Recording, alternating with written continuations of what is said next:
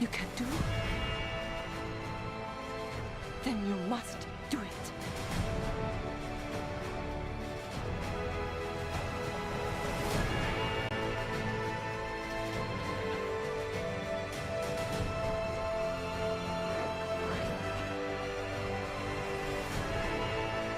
The children. No, Spider. And we will find another way.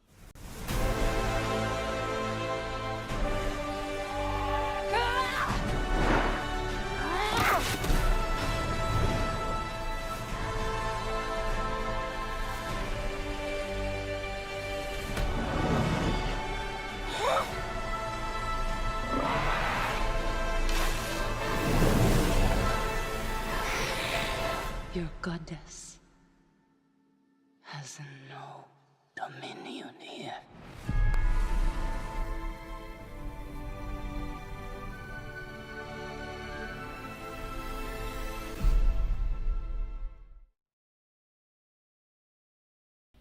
Howdy, folks. We're not in Kansas anymore. Welcome back to another long-awaited, well, not long-awaited, but something I've been waiting to talk about for a long time, episode of Rambling Nights. We're Rambling Live again. I'm joined by my usual I'm Jonesy Cat 79. You haven't done this for a while. Jonesy Cat 79, joined by my usual co-host, Derica, a.k.a. Dark Neon. Let me see if I can get this right. Elaine Maya. Oh, yeah. Spider would probably be laughing at you. My first time. Yeah, I know, but like hell, the Jarhead was able to figure it out, so I'm pretty sure we can. Don't forget that very same linguist is the one that gave us the wonderful soothing tones of Kue and Deck earlier this year. So yeah. Anyway, yeah, as you can tell by that intro and our attempt at Navi and everything like that, we are here to talk about once again those darn blue monkeys in the cinema that only seem to perform around in 3D. The Avatar series of this newest entry, Avatar: Fire and Ash. Which, go ahead and insert your joke here about how everything was peaceful and then the Fire Nation attacked. Hey, to be fair, that isn't too far off from how it goes down in this movie. So They even shoot the airbenders down. If you recall,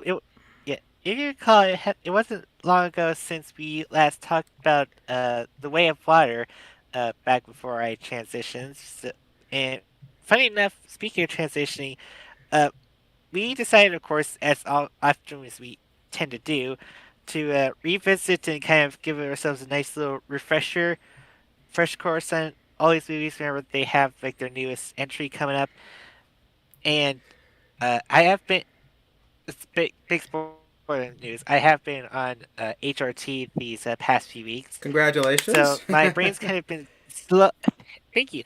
Slowly, my brain's been kind of getting rewired, getting emotional outlets sparked up anew, and I have gotten a little bit more emotional resonance in seeing certain scenes in the movies. Like there's the I see a moment with Neytiri interacting with Jake Sully as he's being held in his human form by her, and I did get choked up a few more times in Way of Water, but mostly because I knew it was going to be a hard hitting movie with that one. But of course, it was again another ICU moment that just got me bowled over. But also, you got Jonesy over here, just got a little bit like clumped up in his throat. Which I've watched this movie so many times, but in that instance, I don't know. I guess we both were on an emphatic level right there. Like I said, trust me. Like you've been this way before. It's only been more out there now. I mean, when we were watching, we'll talk about. I want to do a stream where we just talk about everything else we watched throughout the year. We got to watch Del Toro's Frankenstein, like tangent, and there's one scene in particular that I actually had to kind of move my headphones away because I could hear her just trying not to bawl so hard into her mic right next to me while this scene was going down. Where I'm going, wow, very powerful scene. It's definitely not bringing a dry eye to the house. You're just getting choked up just thinking about it. Yeah. But still, Anyway, but yeah, you're right. We watching those, these things have emotion because every time these movies are talked about, it's always about the groundbreaking effects and the technology that was used to bring these things to life to make them more than just animated movies and such, and the numbers, how these things became so beloved that people wanted to go see this thing back and forth, back and forth. Now that's more common with movies, like you hear about Endgame, you hear about even Avengers back in the day and all that stuff about these big break blockbusters where people would go back repeatedly that hasn't been seen on the level since maybe Star Wars or Jaws way back in the 70s. But here, Avatar is one of those movies that people will say, "Oh, what's this? I'll check it out." Becomes a big success, kind of goes away, and people go, "Does anyone even talk about that anymore?" The numbers indicate people that see it a lot, and then the sequel comes back, and then rinse and repeat the cycle of, you'll hear the Avatar has no impact. Holy shit, this thing's successful. Wow, I think it's here to stay. Avatar has no impact. Oh crap, this thing's successful. Here it comes. It's an interesting cycle when you think about it, looking back at it. Especially even more interesting the fact that originally the schedule lineup would have had it come out last year, which would have been the original Blue versus Blue kind of battle going up against Sonic 3, which I know I ended up loving this movie, but I would have just been hard on Team Sonic 3. Like, On top, no, uh, hands down, nothing holds barred. I would have been like button heads against you. but it would have been so funny that both movies would have had blue people fighting against counterparts who are black and red in some respect. With the Makwan clan raiders and of course Shadow being black and red and everything like that. But yeah, I mean, James is such a perfectionist. He thought that things weren't quite there, that he had it delayed a full year back. So Mufasa had to be a sacrificial lamb Which that still toughed it out, but it did get its ass put into the ground for people to go. Yeah, long live the king memes were going every chat room I was going when it came in regards to that. it's still technically outperformed Sonic 3 in grand total wise, but let's be honest, who even fucking remembers how that movie goes? I don't know. Tokyo sure. It'd be like anyone talks about like, hey, it's Sonic 3. It's like, oh, dude, I just cried up. But every time they cut to Maria and Shadow just having fun and all that, and oh man, when Sonic just nearly loses, just about to be aggressive, then oh my god, Jim Carrey acting against Jim Carrey. It's like hands down the best thing. It's like okay, now what about Mufasa Lion King? Oh shit, that actually was a movie, wasn't it? Uh-huh. Whereas Sonic 3 barely even cracked into the top of Japan's box office. Mufasa had a 13% increase off from Hey, it. Yoshi came in. Oh, hold on. Let me just take a look there. Oh, hello there. Hi there, Drew. Nice of you to join us. And the heck is that little emo? Is that a snail? Is that a waving blue guy? Is that a... Yeah, it Not... looks like a guy with headphones waving. Oh, welcome, Drew. It's nice to have you among us. But anyway, yeah. So, it was very funny though that I think it worked out for everybody that Avatar moved from that spot. Mufasa got run over. Sonic was able to get his time to shine. Recognition from the people where it matters, even though Paramount had no reason to put it right near there. Just like they had no reason to let go of Melissa Barrera over saying a country deserved its right to live. I'm looking forward to Scream 7 next February. In fact, Scream Team is going to be coming up. I'll have an official preview for that soon. But, you know, I guess it's Paramount.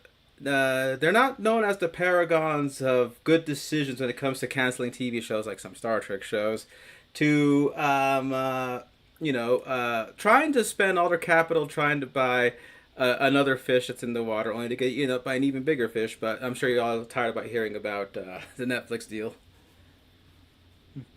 And speaking of Paramount, it's funny that they did still end up pitting Avatar up against a movie under them, which, from what I'm hearing, is actually getting some good waves. So, I don't know. It feels a little bit less. I guess this time it feels a lot less aggressive. It probably feels like another Barbenheimer thing. Like, hey, let's go see, like, let's do a Spongetar Fire and Ob or something. I don't know.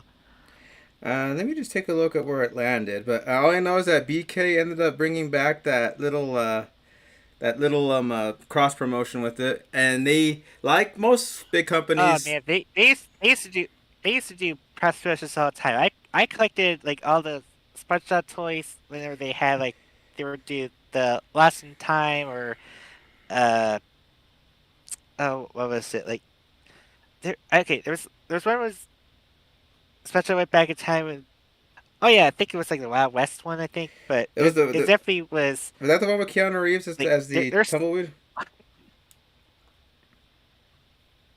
what Was that the one with Keanu Reeves as the tumbleweed? uh no these were like specials like on uh their own channel they weren't actual movies although wait did they actually do I don't think they even did like promotion toys when the Well, movie first movie yeah, came I'm not out. just talking about promotional toys, but the fact that they also did like a meal themed around SpongeBob, and like most corporate crossovers thought, oh, maybe a handful of people will be interested in this. We'll only have enough to make so and so. So they get surprised and are met with stuff that couldn't keep up with demand.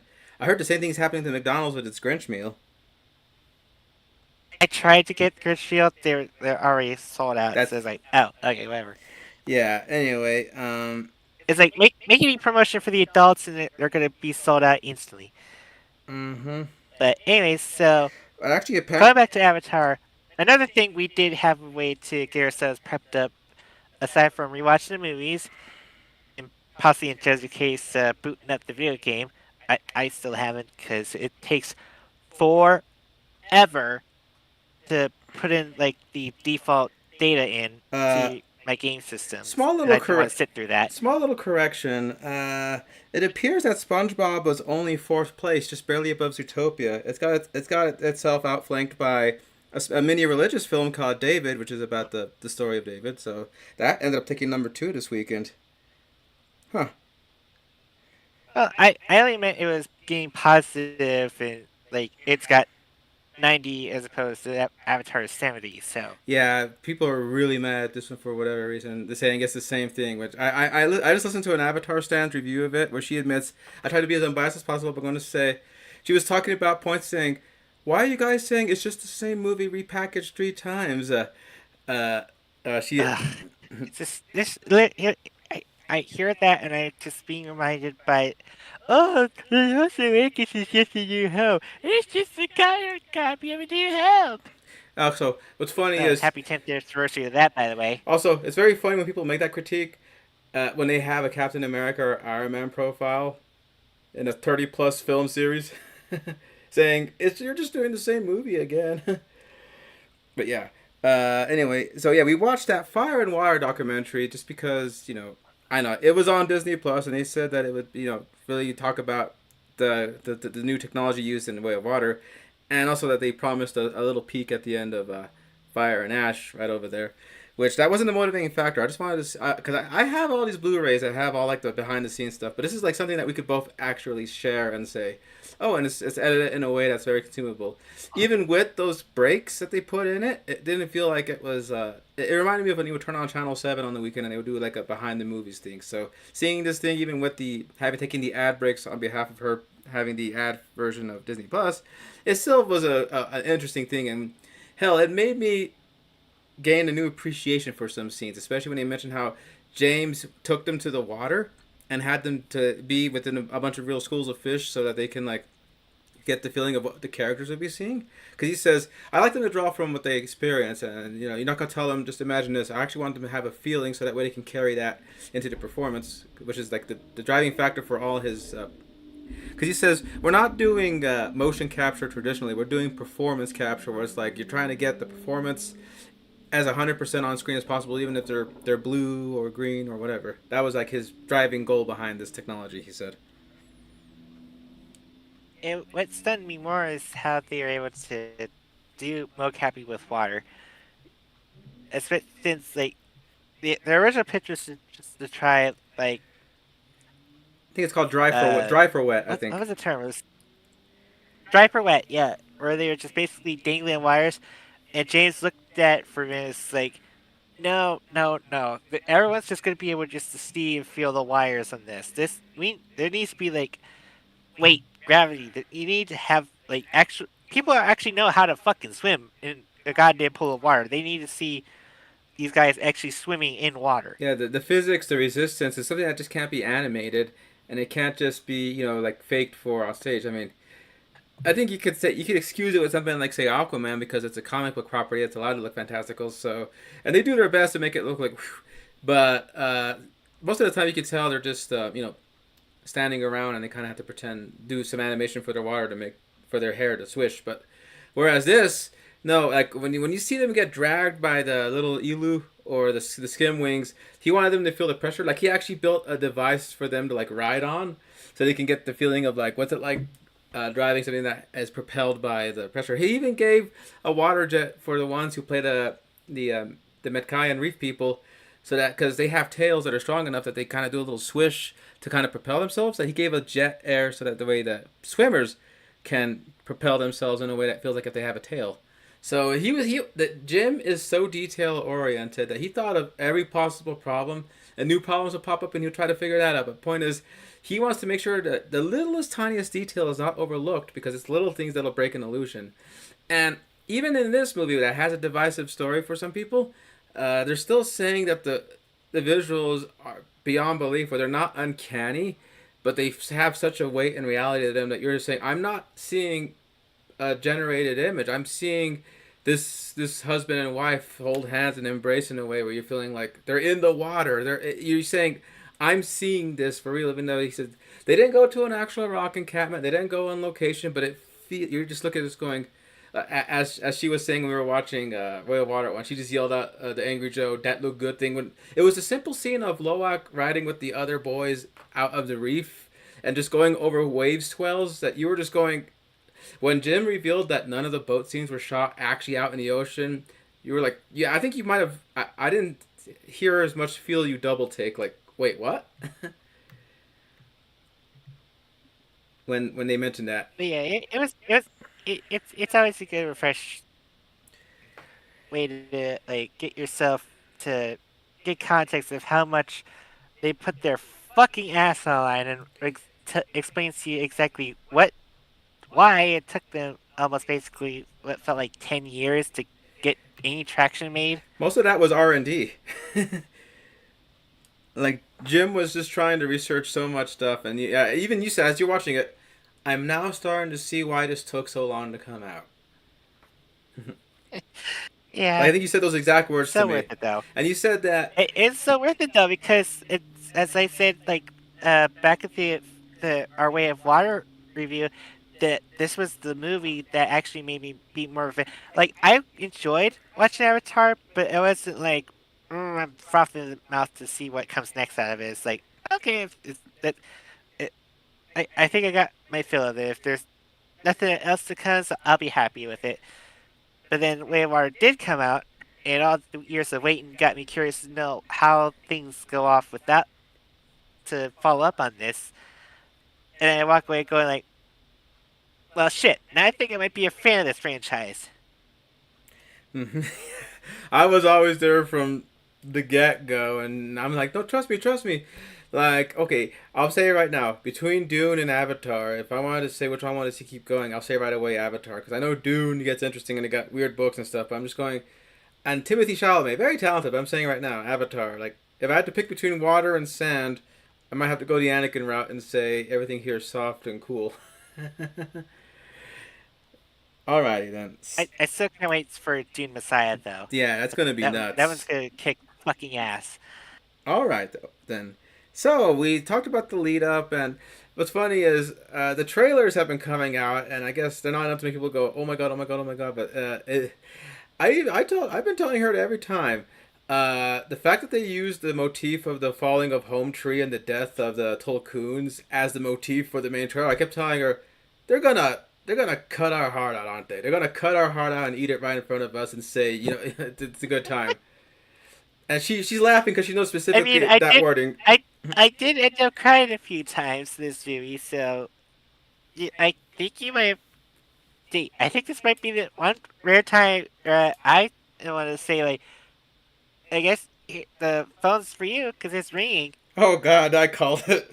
But yeah, I did, yeah. So, but yeah, I was so on for this, and then the other documentaries and the rewatch during the Way of Water re-release in IMAX for 1 week, that was getting me hyped. So here we are to finally talk about it. We saw it. It's here. We are now in a world we can now call it the Avatar trilogy. Let's enjoy that while we still can still call it that.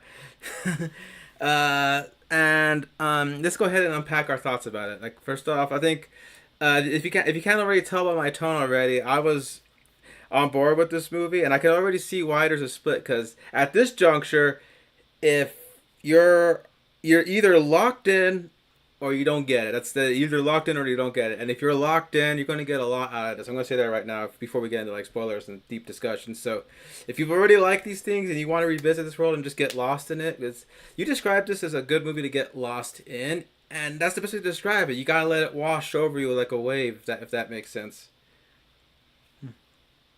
Yeah, it's, I'll admit there were like a bunch of times where I thought, "Oh my god, is the movie gonna end right here?" Because I don't usually keep track of time whenever the movie's playing. I don't check the time to see what's going on if we're reaching the runtime or anything. Like I literally let the first view of the movie like just kind of like I give it that trust. So there are a few times that I thought, "Oh shit, is James really just gonna cut us off here at the end of here? Is he really gonna pull an Empire Strikes Back on us with this?" And then it just keeps going. It's like, okay, no. There's a little bit more. It's okay. Oh yeah, and like I says, I would compare this to Titanic or even King Kong in terms of you walk in at daylight thinking, okay, this is a good movie. You think, oh, I got to 2.5 hours, and you say, wait, what do you mean it's already 8 o'clock? It's that kind of movie. Because there's some movies where It's funny consider that showtime was at 7. I just walked out of it at 10. So oh yeah, it was I came in at like yeah. 10:32, but yeah. So the movie is long. We'll get to that in detail, but let's talk about where the premise of it, of course, is once again fresh off the hot off the heels of Way of Water. We still have Jake Sully and his family living amongst the reef people at the Mekaya clan, and they are still reeling from the loss of their elder son Nateum, who Loak holds himself responsible for, and Jake certainly shares that sentiment as we find out. And at the same time, we got Miles Quaritch continuing his one-man hunt against Jake Sully, and the RDA continuing their senseless violence against the Tolkun, the spiritual animals of the reef people.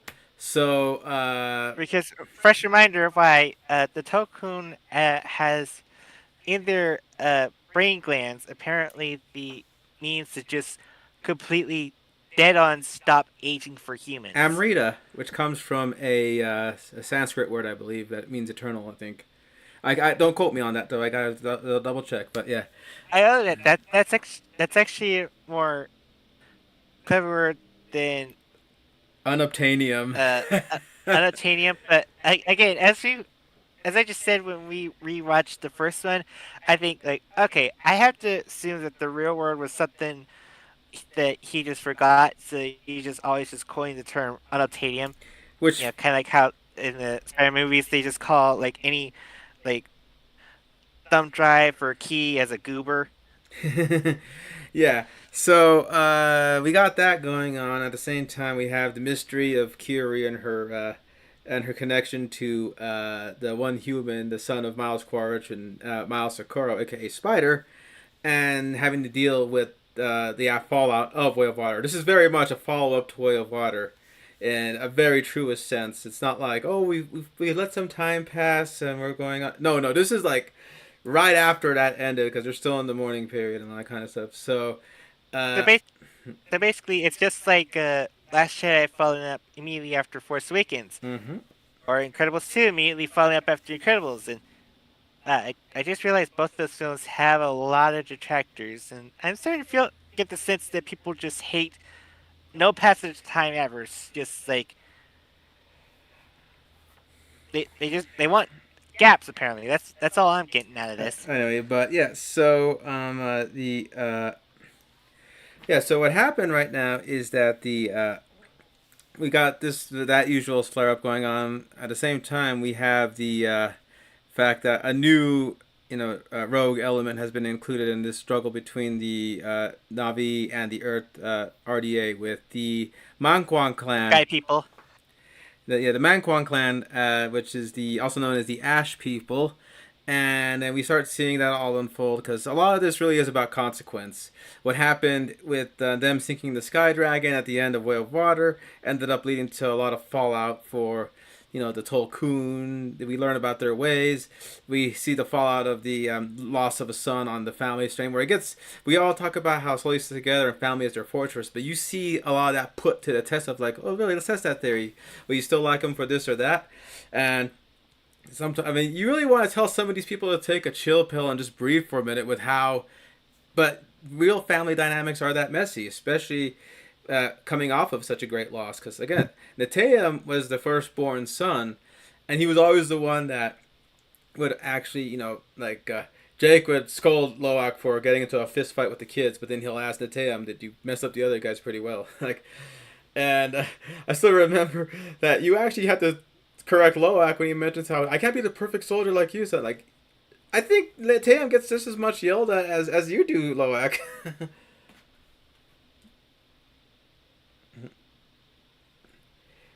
I But mean, yeah, I don't know. I guess Jake still got holding on to his old stubborn ways. I guess. yeah.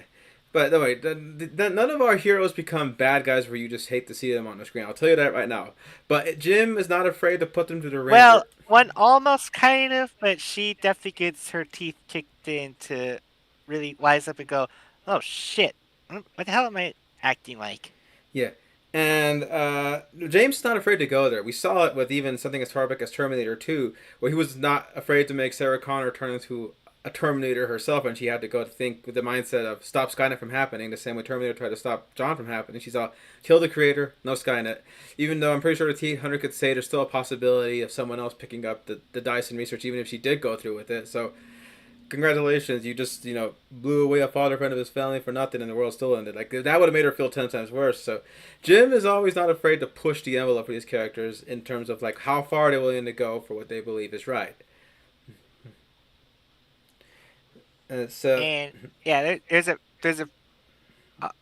a whole lot more to discuss, especially considering the fact it's one of those various instances where they putting out a 3 hour movie out in the mainstream, but like hey, we I all feel like kind of, yeah, we're gonna probably do things a little bit differently because we're gonna be discussing way more on cast than we're gonna be talking about anything like plot related. yeah. Anyway, the point is our recommendation. If Go check it out if you like these movies. You're just gonna have a time with it.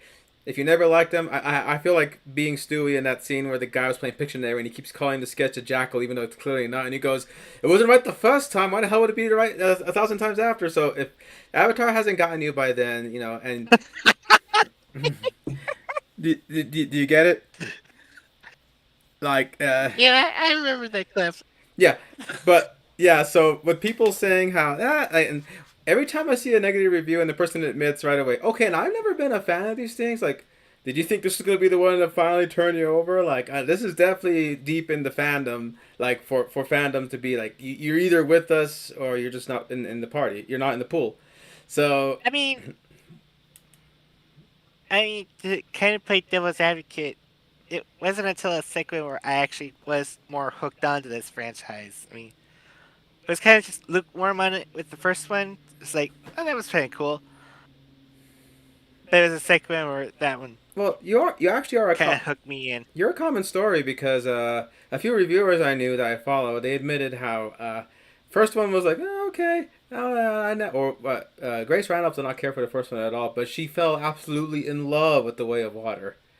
This one, she says that there's a few things that she really did like, but she can see where it might have gone a little too far for some people, and like, yeah, I could see there's some people who admit straight up like I did not like this one as much as the third one, as the last one. So, but like I said, you're right. There are people who will be like, I don't get it, and then they see Way of Water and they're that Danny DeVito meme from Sunny in Philadelphia going, I get it now. I get it now. But yeah, like like a redheaded leader of the public service once time said, a good movie can change you, which we got to talk about Res Arc one time too. As I was quoting Makima there, but yeah. So the let's go ahead and start off with the guy who's been our actually I know you have it written down, but I'm actually going to switch it up, just like the movie switched it up on us. Let's go ahead and start with Loak, since this is kind of his movie that he narrates, surprisingly, which got her scared right away because Jake's been Oh the yeah, narrator. as soon as I heard Locke there, I was like, oh fuck, what happened to Jake? What's going to happen to Jake? Yeah, It's Jake's gonna be. well, we open And to up. be fair, when the movie kept progressing over and we see where he ends up, I I thought that would be the reason why. Oh, okay, so this is gonna be the cliffhanger like hook. This is how we're gonna be building up hype for the next movie. It's now they get that resolved in this movie, Yeah, but Loak by Brian Dalton plays one of the young Sully sons, the surviving Sully son, and we even open up with him living the high life with his brother Natayam, which we all know, like, oh wait, this. which he thought was the flashback for a quick minute, but He asked, "How did I die?" as you know, if you're a fan of the franchise, you know like they do have a way to actually flash back to Mhm. these things in a natural way. Yeah, and on top of that, like I says, Brian Dalton has the unenviable task of being like the next Sam Worthington for the series, because Sam Worthington, people say his style's a little flat, but that's what works for the Sully character. He has to be a junior version of that, and like his father, who also had a dead brother, that he had to like step up for. He went through his own arc too, in the Way of Water, and here he is continuing on that, where he's talking about what he's learned from the Way of Water and how his parents are dealing with the fact that his brother got killed, and maybe even blame his going off like a loose cannon, getting them in the line of fire and losing the Tayum. So hell, even the Tayum in the spirit world is telling Loak, it was never your fault. He's like, yeah, try telling that to Dad. Yeah, but it. I mean, Locke still keeps getting the shit in this movie. Oh The, man, it got you to. you think after Way of Water he actually proved himself, but no, he's still shaking off some really bad like burn-ins and all that. Especially with the fact that his spirit brother Payakan, the Tokun that was kind of made an outcast, is gonna be made even more of an outcast due to him being involved in that battle that was in the last movie. Uh huh. And Paya Khan is just as much a character. He's not just an effect or a MacGuffin. He really is a character, and he even refers to Loak as his spirit brother, just like the Metakayan people say with the other Tolkien that they say. This is my spirit sister. This is my spirit brother. It's a very strong connection.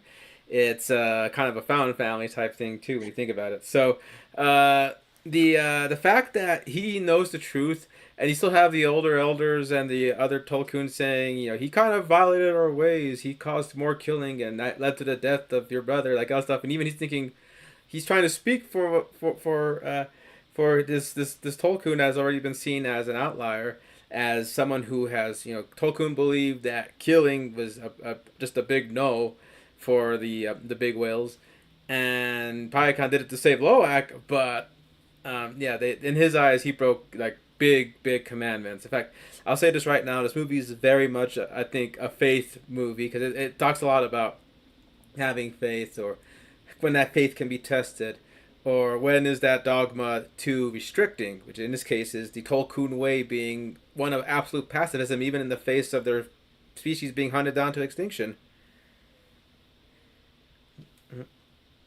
And there, oh my god, there was like a scene that happens there around there. Like Locke has literally just been pushed and like shoved around so much. It's like literally lost all sense of control, all sense of like pride to the point where he even flat out hears from his own dad that yes, I blame you for Natan's death. And his little and his spirit brother is exiled permanently for his actions causing the and where everyone has spoken in council, and he just had enough to the point where when he gets a AR, because he was showing them how to use an AR, when he gets an AR and puts it under his chin, I was thinking, oh well, we're going here, and in frustration Oh, I, I was literally like panicking, just like oh god, just like don't pull it. Don't because I knew part of me felt that he wouldn't actually go through with it, but like something could just go wrong. Something like he could actually hurt himself doing it. But as soon as he like pulled away, like I literally just like oh my god. Yeah, I know it made you feel things, and the fact that Kiri and Sierra had to tell him like you are full of greatness. You know, you have you are love. That kind of to remind him because everything has been going wrong for him at this point. They stuff almost got killed. He's feeling like a lot of stuff is just out of control. Like when the safety necessitates that Spider has to be sent away. Loak flat says, I already got my buried my actual brother. I can't lose anybody else, and it was a executive decision decided that okay, this would be the best for everybody. But they're thinking no. Uh, he's tries to fly, like I says, he's going through his arc, and when he decides to finally speak up and go out for Payakan, that's like where he finally decides, yeah, I know this is probably going against my elders and my folks and everything, but I know what is right, and I'm going to speak up. So he really does get a great big scene He at the def end. it's let's just say he definitely really does take after his dad. In even Jake kind of uh didn't realize how much. Uh-huh. So since we mentioned him, we should probably go to him too, where he's also going through a bit of an arc too, where Jake is still real by Sam Worthington is still reeling from the loss of Nathan, and he's doing his best thing he can, which is going to work and saying, you know, these guys are going to come at us with everything we got, so we can't just take a knife to a gunfight. So the Metakayan are telling him, listen, this stuff is actually poisonous to us. It's evil. It'll the dark road of vengeance will make you, it's bad. And he keeps saying, hey, listen, spears and arrows are not going to do nothing against those guys. Yeah, that can blow one ship. Except for the fact that we've literally seen them actually pierce through the windows. So I don't know. I guess grief is making him feel like it's impossible odds, so we need to even the playing field. That's kind of his viewpoint. like the dude's literally just finding excuses to say he wants like literally entire armor to just like really kick these guys out for good and not have them ever come back. I think it's definitely more from a place of revenge than from a safety for the people. But I mean, he still has the safety of the people in mind because, like, they scold him for saying, "Hey, you should be here with your lady who's also in mourning, and you shouldn't be out there collecting all this stuff." And he could tell he's admitted that okay, he's feeling the pressure. Like I said, I could protect his family. I lost my son. I said moving away from here was the best decision. They still found us anyway. He's feeling like, can I do one thing without screwing up? Or even my own wife is like looking at me funny. And even though he's seen moments of faith, that faith is tested where she's talking about things will be provided, and he's always saying, "Well, what happened to our son? Was that part of her great plan too?" Which even she's telling him, "Listen, this is my faith we're talking about here. That's all I have left after you took us from the forest." And he's thinking like, I think those were pent up emotions he really needed to like throw out there, and he admits that he screwed up because And he'll. you have to remember this is also she's basically lost her dad. She basically uh lost the original home she had, the great tree. She literally has been forced to move out of the only homeland she's ever grown up on, and now she just literally lost her firstborn. Yeah, so she is in a very. And on top of that, she unintentionally broke her father's legacy bow. Uh huh.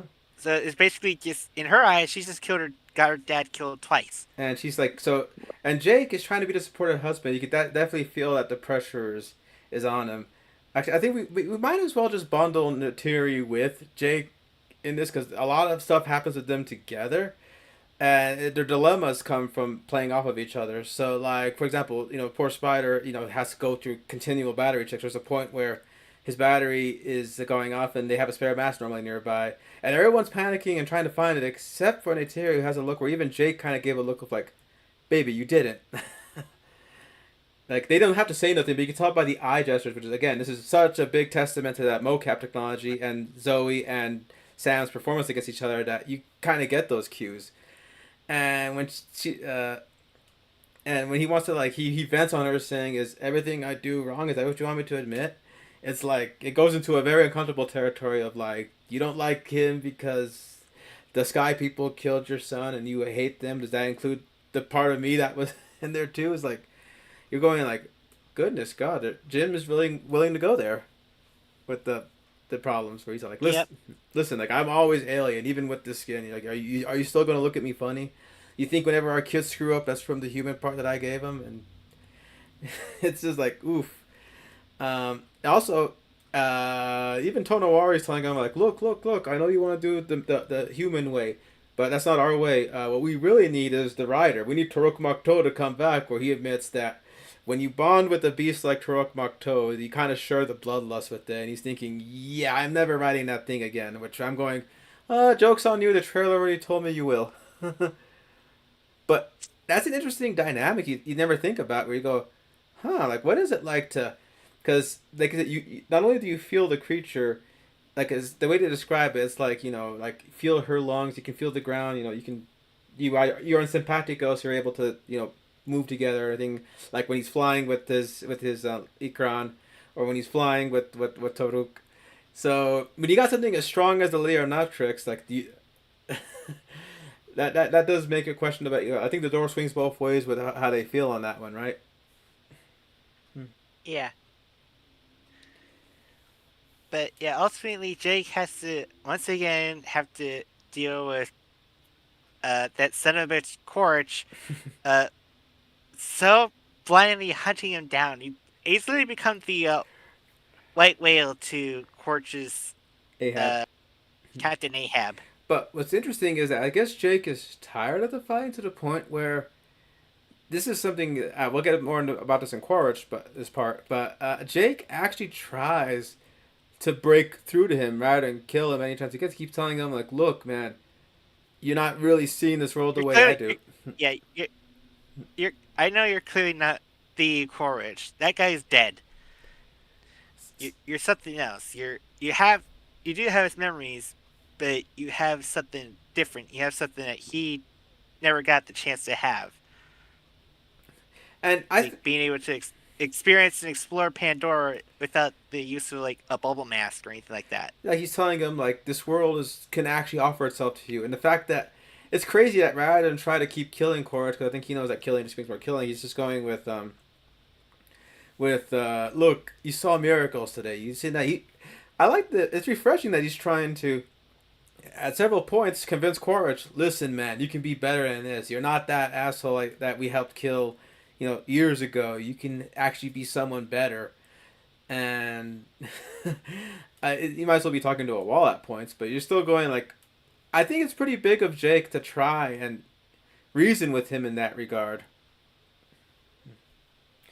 Because And if he and was still old Jake, I think he'd still be trying to hit him with everything he got the same way Quaritch has. I think we saw the last of that Jake fight when he tried to fight him on the Sea Dragon. Let's get it done, and it almost got both him and Quaritch killed. yep. And meanwhile, Natiri has been going through a lot to the point where she almost dies. I honestly thought that they're going to kill off Zoe That early in too. this. And like, Zoe, what's your schedule like? What possibly reason could you have for not being in this movie? Because her body was just limp for a long strand of time to the point where it's like, uh, hey, you do something? You're not gonna just have your last words with like a family member or something, are you? And then, oh my gosh, when she took the arrow to the shoulder, I think that was the first big gasp I had in the whole movie. When the Manquan raiding Yeah, happened but to of them. course but of course Natiri is pretty much like a hard bitch to put down. The fact that she literally limps herself to her own econ to fly back to her home to get patched up. Oh yeah, and like I said, she is feeling very out of it after that injury. Like she can't shoot right. Uh, you know, she's feeling distant from Jake and anything like that. So it took a big gesture from her son to get her to like turn around and help. Even Ronald is like giving her like a hard time for her man and not wanting the heat because she's so stubborn. Like I had one line I love in the dialogue is "Careful, Sahik, or I will forget that you are with child." But she's making a threat like, "Bitch, you keep talking to me like that. I don't care if you're pregnant. I'm gonna throw hands with you." And what's great though is that she does see moments that make her turn around and go like, "Oh," and she does get her both Jake and Neytiri get their badass injury going like the hell yeah moments as she would say back in the hunting days. Especially one particular scene that involves going into the RDA headquarters that involves three rescue mission plans going on at the same time. It's like Return of the Jedi kind of in regard. And Zoe's performance just really comes through, especially when she like the scene I think that's strong for me is the scene where Jake is like saying, "Well, what did Awa do? This and that." And that. Where she finds out that she had to tell him, "My love, just this is all I got left." Even she admits like you got this family, but she goes like she's in a place where she admits I don't know what to do because she's been mourning the prayer, the song chord of Neteum. Every time eclipse happens because the light always returns, as Loak put it. And the first kind gesture that happens to her that make her kind of soften up a bit is when Loak does end up repairing the broken Omatakayan bow that was shattered.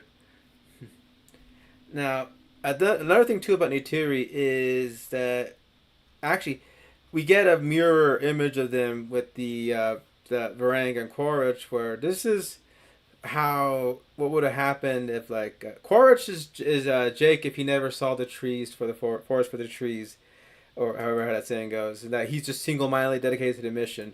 Like if and Varang is turned away from her faith. We'll get to that when we talk about her in depth. And Neytiri is thinking like, is the Great Mother's plan still a thing? Like, what happens if I lose faith? Because she could easily just be as vengeful and as maniacal as Varang is. So to see that dichotomy played up really is evident in the screen storytelling. But And not only that, she comes around to actually see that she was probably wrong about seeing Spider as like just another being of like sky people, especially since like Carrie went out of her way to help Spider in like literally a moment before he dies. And I don't know, it's probably like a sign that like once again it kind of reminds her of like when Awa gave her a sign of like to trust Jake Sully when she initially met him. oh yeah, she was ready to kill him, like she said. And then she gets a sign that says, "Okay, this guy should come with me." And then, like it says, and you see her turn around because she, like I says, she has that scene where they tell the meeting that wind traders are coming, and the best way to get to home campus with the wind traders. And Jake and her make the decision of like, look, it's best for Spider if he goes back with his own people. And she even determines it like he has to stay with his own kind. Where everyone's like, "Oh, you're talking about the fact that he's an alien, that he'll always be a pink skin in your eyes." And she even tries to sweeten it by saying, "Oh, come on, let's all go back there. You wanted to see your grandma at least."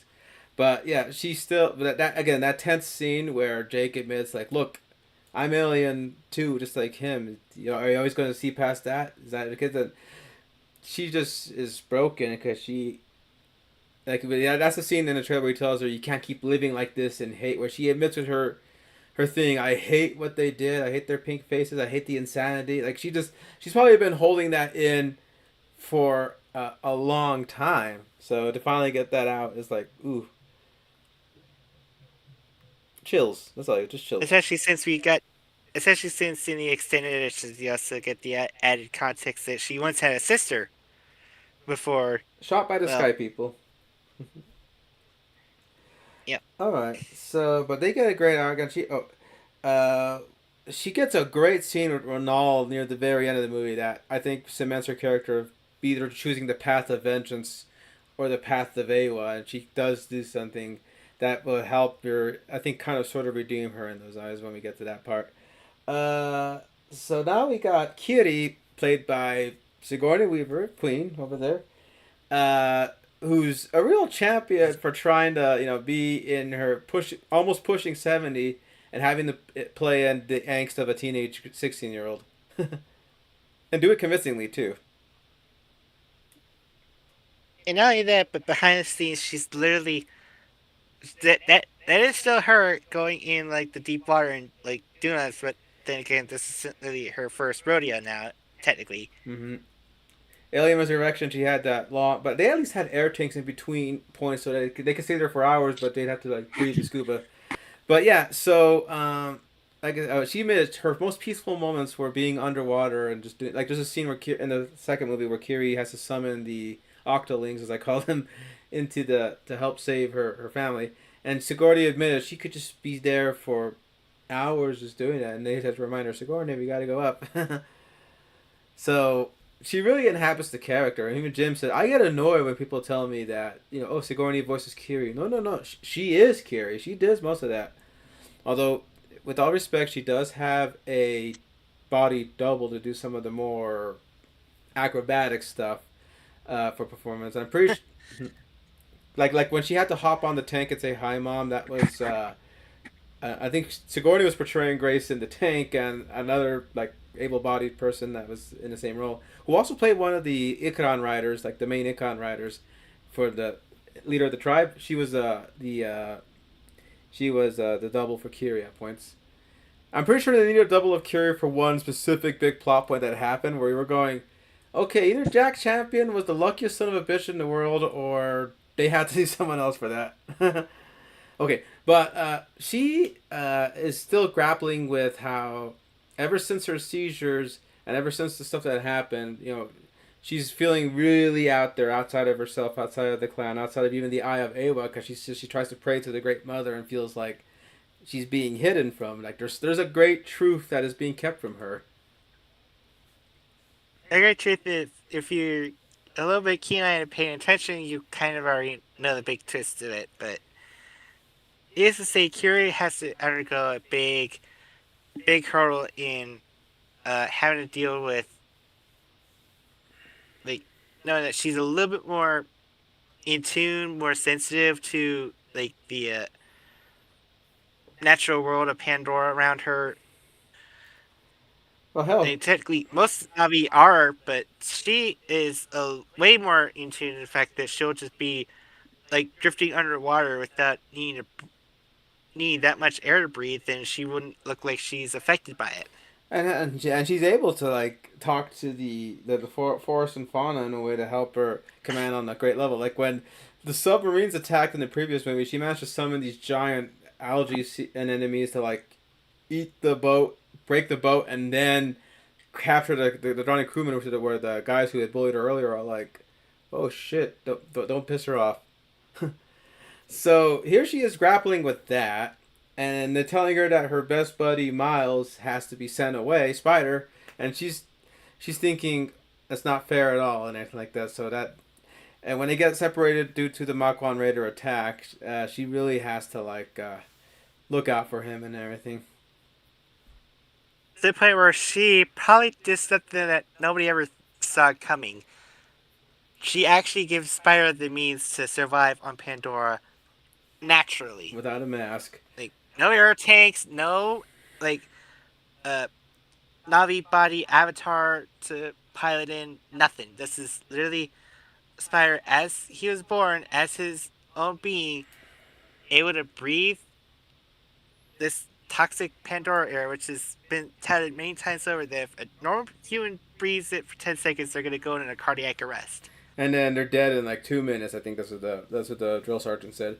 So yeah, I mean, like it is. So she does find out that after having a few near misses with Awa, that even Moat, Dragon Lady from the first the Sahik of the Omatakayan in the previous Avatar comes back, and she even says, "Come on, you go ahead and tell him the truth." That when I had this theory on a rewatch, and turns out we were right on the money when it says that when the failed transfer of Grace's avatar from Grace to Grace's avatar didn't pan out, that the when he mentioned that Kiri was a mysterious birth, we thought like I bet you that screw up had something to do with it, and that's where Moat mentions that Awa's essence itself kind of planted a seed within Grace's avatar, and Norm says she's a parthenogenic birth, which is parthenogenesis, which is like we saw it before in a big franchise with Beta and Blue, if you remember.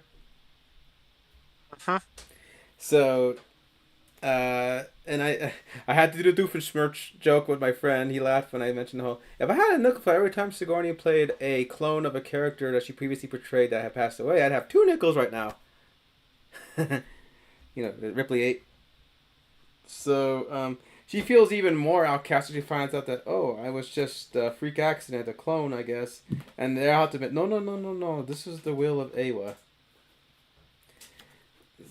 Things come to a head though when the great big battle that's going to save Tulkun happens, and Ronal even says that it is mentioned in Navi talk that that the only a chosen person can call on the warrior mother to do something. So she insists on Kiri that if there's something you can do, you have to. When everyone else has told her that pushing forward and trying to find the answer could result in your death. Like if you seize up next time, you could die. If you seize up underwater, you're definitely gonna die. So she's thinking. There's a great moment when she's showing off her little kudu to Spider, and he says, "I wish I could do that." And she says, "I wish I could do it too, but they're telling me this stupid seizure will, take me out." So when Speak. go on. I was gonna say, we should probably move on and talk about Spyro, considering that we did a big portion of Kiri's story does involve him. Oh my goodness. So yeah. So we all know about his struggles, and hell, the reason they even go on the air trader ship is because Spider is going to be moved away. Even he's saying, "Come on, you guys are my only family. Don't you want me anymore?" And they're like, "Well, this is probably better for you to go back at high camp." And the other Sully children really have to speak for him to say, "Come on, this isn't fair." So now what's fascinating for you is the fact that Spider gets the third ICU that probably knocked you out.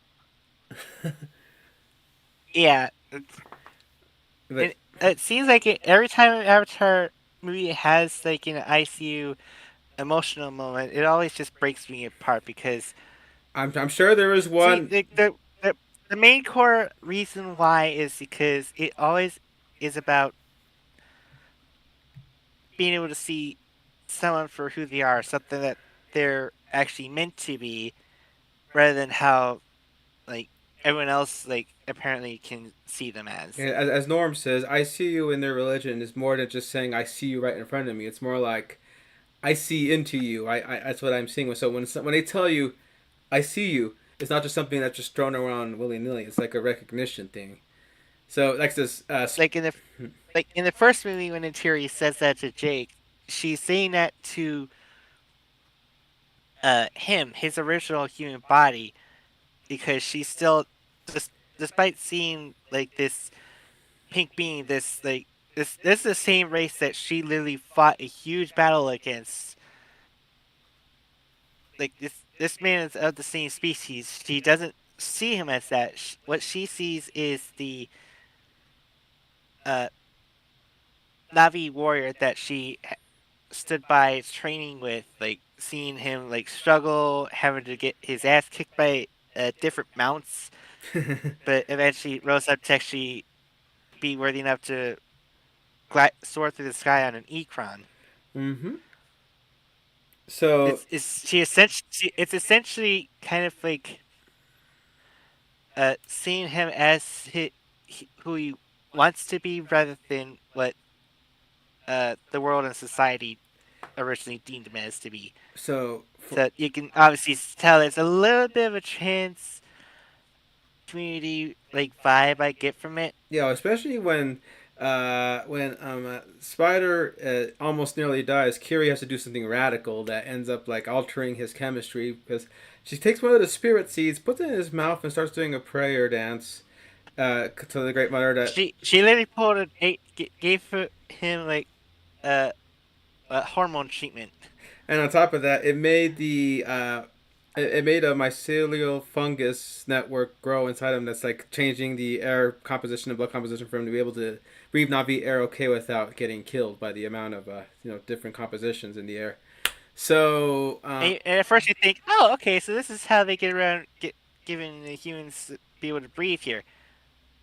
Well, it's not just the lungs to be able to breathe naturally that Curie gave him. It also kind of unintentionally started to give him his own uh kudu. Kuru, the stringy braid that you're able to transfer on your mounts and feeling like Awa and honestly just feeling each other out. Really, Mm-hmm. it's basically, I think, shit. I just realized that this is probably how James Cameron interprets how the Navi have a sixth sense, essentially. Yeah, with the little kudu, and he's getting one too. So it's like, oh shit. And there's a point where he jokes with her, saying, "You think I could have just been made a little taller and bluer, just to better fit in?" And Kiri has to remind him, "You are just fine, just the way you are, monkey boy." And I was that kind of struck me a little bit because that's usually the type of dialogue you hear Dysmorphic characters. uh, uh, people that suffer through dysmorphia. It's like, look, yes, I'm fine, but I want to be better. I want to be more me. And So, that's how I feel. I honestly got like, okay, I might have been like given it a little bit of stretch to see some trans allegory in like Jake Sully's journey to going from being his crippled human state to being like his true warrior Navi being. But this is definitely really just heavy allegory going on here. mm-hmm. It's like I'm hearing the same words, I'm hearing the same phrases, the same agitation, the same headbutting between like families and all that. This is I can't escape it. I think James literally is seeing what's going on with the wider world of us, and decided like, you know what, I'm just gonna put that against the mainstream in Hollywood and show everyone how this feels to everybody. And he does it in a subtle way. It doesn't really like. Okay, I know it's people say James Cameron and subtle don't go together, but he's doing it in a way that doesn't feel like it's hitting you over the head of like, get it, get it, get it. He does it in a way that's you go, oh wow, it's really cool, and you think about it for a while and you go, wait a second, he's really saying this. He did it with Terminator, he did it with Aliens to a lesser extent, but he does it in his movies where he'll give you something where you think, oh, this is just you know action, popcorn and stuff, romance like Titanic and stuff. But then you go and say, he's actually saying something here, and he really said it in Avatar. The whole colonialism versus environmentalism versus this and that. So there's some stuff that are more overt, like the environmental message, greed is bad, that kind of stuff. But then there's subtle things too, where you go like, oh, I see what James is trying to get at there. So, with Spider, yeah, he ends up becoming a problem where Jake's now worried, where he loves the guy because it replaces his son, even though Neytiri is insistent that he will never be a part of this family because he has to go back with his own kind and stuff. Um, But yeah, but now that problem's kind of solved technically, except it's just created another problem. where if that could be reverse engineered, this little symbiotic thing he's got going on that helps him live. If every human can do that, then Earth will just might as well move in because even Giovanni Ribisi is back as Selfridge to say, "Look, we're supposed to live here, right? Well, how are we supposed to live here? We can't breathe the freaking air." And on top of that, Miles. I mean, honestly, I assumed that they were thinking of finding a way to get like a oxygen free technology. Which, goodness, wouldn't that be like a kick in the nards to see it this turns out that this is actually in the same universe as Alien and Predator. Oh, Wayland. But yeah, so he becomes a very person of interest. Quaritch wants to keep. Also, don't forget. Technically, that universe also has the Independence Day aliens too. And the Abyss aliens as well, judging by the lighting on the inside of the Tolkien mouth. But like I said, the problem now becomes that he becomes a person of interest for RDA because that could be a way to mass produce it for people to move Earth over. it becomes a problem for the Navi because we can't have him be protected and taken off our way. Where even Nateri says a simple thing of if he's really going to be that dangerous, like you said, let's just let's just kill him and be done with it. Or even he's thinking, hell no. And of course, when he gets captured and almost sees it come to fruition, he's thinking, "Well, shit, you were right. Maybe I should go ahead and go through with this." And he was getting ready to Except Natiri also at the same time just kind of underwent and realized, wait, okay, this is. I think she's probably like rethinking of how much. Yes, most of her family are basically mutants. They're basically like part sky people, but she still sees them as who they truly are, not by the makeup or the number of fingers they have, or the fact that their body wasn't originally born or bred or raised like that way with Jake Sully and the like. Mm-hmm. Or the fact that technically Kiri isn't really her daughter, but it was actually a clone of her friend Grace. Mm-hmm. But she still sees her as her daughter, so she kind of has all this click in her mind going like, fuck me, what am I doing? On top of that, her looking at the blood on her hands, washing off the makeup, is very much like when the blood was on Loak's hands for, Nateum getting shot, and she's realizing, oh crap, no. She has to stop her husband from getting blood on his hands. And even insists we can find another way. But oh my god, the scene where Jake takes Spider into the woods and is trying his hardest to, like, be stone cold and say, like, don't even look at me. I gotta do this. This is for the safety of the people. And you got He was about to pull it all together on him, for God's sake. And Spider's just even telling him, I didn't do nothing wrong. Oh, come on, what can I do? Am I good? And when he's ready to go, he's like, okay, I know what you gotta do, but tell me, do you still love me and everything like that? Where Jake even admits, oh my god, I still do. And then, oh shit. That was a great scene, right there. Where I did have to make a meme joke out of it. I sent her the image and the reference to the image, and that made her burst out laughing. To be fair, I didn't know which of the Navi that you drew that. I don't really see Jake Sully as being like lean and stocky. I feel like he's kind of got a little bit of like, well, not Stephen Lang built, but more like below level that. I know, but so when you drew that, I thought like, okay, why did you kind of drew Loak? No, Loak's different, but I just did it. I used a Family Guy ref to like do it, so they're not exactly on model. I can probably change it. You don't tell me what the fuck about? Yeah, and then oh my gosh, but it was very Isaac and Abraham thing where he's even telling Great Mother give me the strength. But Spider's not only got Jake interested in him, he's also got Quaritch still coming after him for thinking, you got guts, you got loyalty, I respect that. And he's still trying to be like, listen, you're not my dad, okay? He keeps trying to push it, but you can tell it's complicated between him and Quaritch. Because again, he still technically does have memories of the original Quaritch, which also includes memories of his original wife and the child they bred together. Mm-hmm. So, but Spider's big quest is learning Navi ways, really getting to be free of the mask and everything like that. I think some found him to be... Oh my god, the first time that he was able to, like, breathe around and look... I think the best thing for him is that this is the first time that he's... It's like he's able to see the world without having to have, like, the light glare shining off the glass, or seeing, like, natural world tainted by, like, a little monitor beeps and lights and all that and stuff. And then, of course, and that, having to hear that constant reminder. It's really like always like something that just breaks the immersion for him. And also the fact that the damn thing reminds him you're about to die every time he has to do a battery change. And of course he does have his moment with Kiri where he gets to actually land a kiss on her, and he's the one that he made me go like, oh.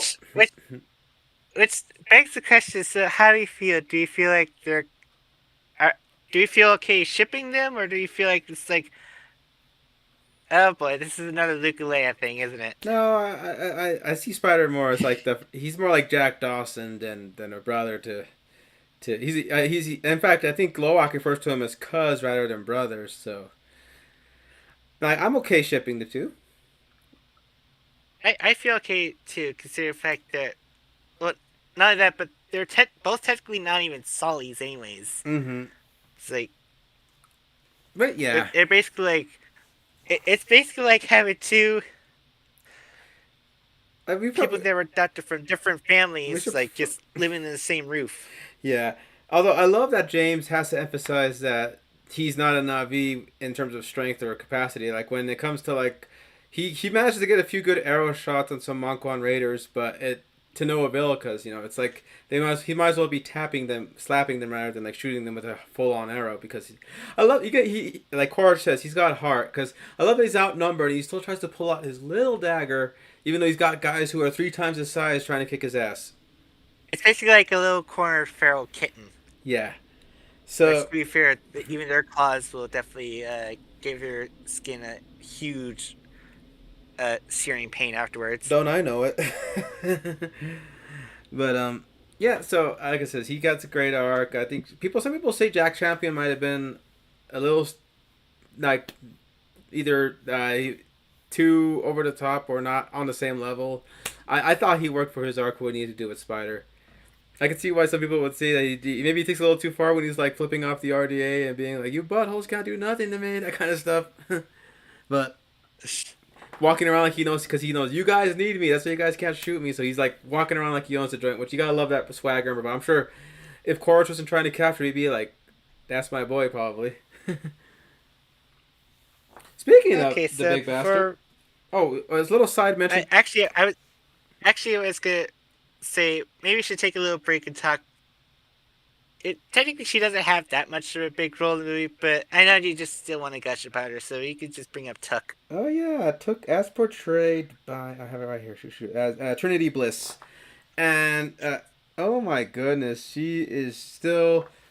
Thankfully, she's not getting captured as much because on rewatch, it's kind of funny how often where even she's pointing out, I can't believe She still got caught again and held as bait. twice. That's like, okay, is she just gonna join with the rest of the crew that Nostalgia Critic joked of like the usual damsels in distress? I was sure her middle name ain't Peach. But yeah, yeah, like I said though, yeah, but she does get her own big moment. On top of that, I have a feeling that scene at the very end where you see her swimming with the sea otters creatures was probably meant to be its own scene, but Jim probably thought I have nowhere to put it in the middle without interrupting the flow, so why not make it a little screensaver behind the credits. So I appreciate that if this series is truly the last one, the last thing we ever see is that cute little Took swimming with the sea otters. But yeah, she does get. I'm gonna have a huge guess that that's probably not gonna be the last. Since let's be real, there's a lot of different branches of how this franchise can still keep going. Like there's now video games, there's now theme parks, which now, as I just stated when we were rewatching, that they're adding one at Disneyland. Mm-hmm. That's gonna have more rides inspired by, I think, Way of Water. Oh, that's gonna be fun. I'm sure there's gonna be a Tolkien one.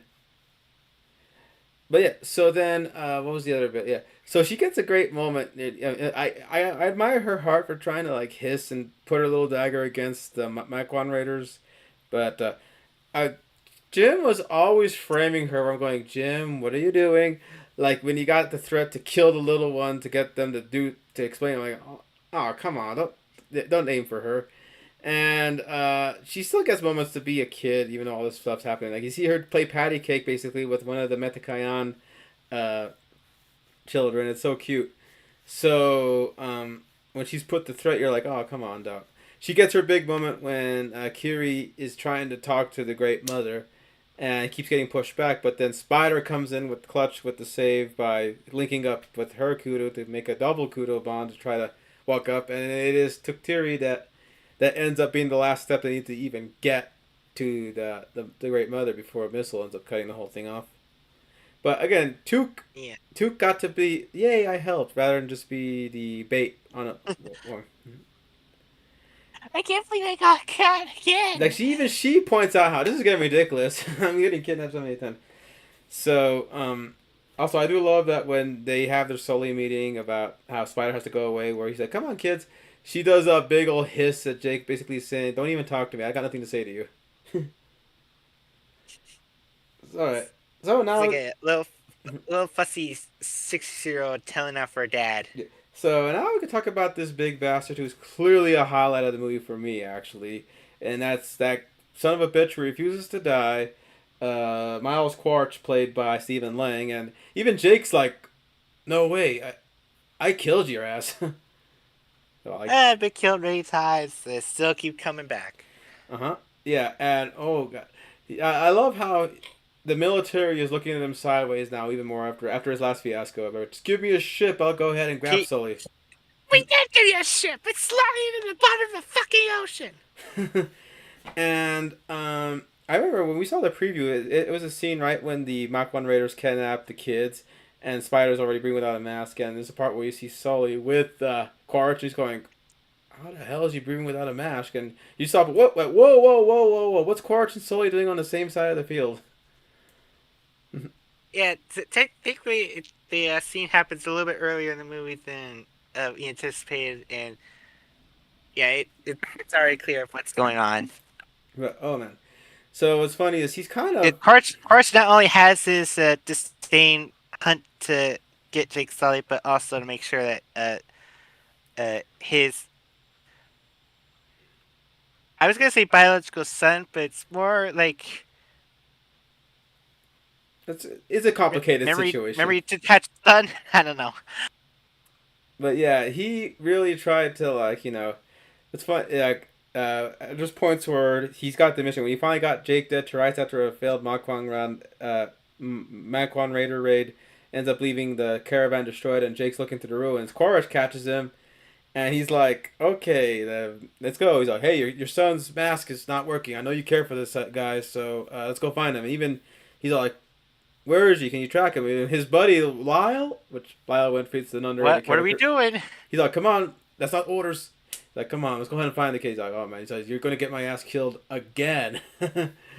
So, but what's great? Also, Quaritch did also have a little bit of interest to say, well, what the hell happened here? I don't think we hit you. Hmm. And when they find the Makwan Raiders, I I can't believe I have to cheer for the guy, but I did cheer for the guy when Jake was shooting at them, and then they almost overwhelm him. But then Quaritch grabs their leader, their Sahik, and just tells everybody weapons down. I'm thinking like, oh, fuck yeah, Quaritch. It doesn't go so well when the Kudu bonds, but oh my gosh, not only does he have to deal with Jake and the hunt and the fact that the RDA is losing faith in him, but he ends up getting a wild little flame in his eye when the Sahik of the Makwan, Varang, kind of tries to. Game. How about how you packed your bags, kid? Could you go on a trip? Oh goodness, that was a great moment. Well, yeah, so he has to he gets she does this thing with her Kudu where she like forces the bond and causes immense pain. So when the star How we mat, how we throwing all? You think the memory is kind of like akin to shit? I just it only just occurred to me that the Marquand's incident is probably the Pandora's version of fucking Pompeii. yep. So what's funny is that Quaritch was able to resist. Where she goes, "You're a strong person, Starman." And then when Miles becomes a top priority due to his breathing thing, he realizes, well, this lady knows the land. She found him before. Maybe I should make friends with with the Sahik of the Makwans.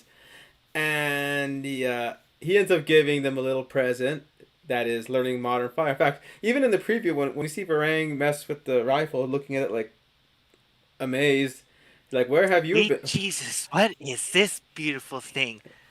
Like, where have you been all my life? Yeah, and Miles being the guy to show her how it works. It's it is so cute, and their dynamic is just so fun. It's playful, flirty, dangerous. I think Grace called it a Bonnie and Clyde of the Navi world. And Oh, that's perfect. I mhm. love that. And like I said though, you can tell that he starts to like get into her, but he's really using her to try to help get Miles. 'Cause that's his top priority.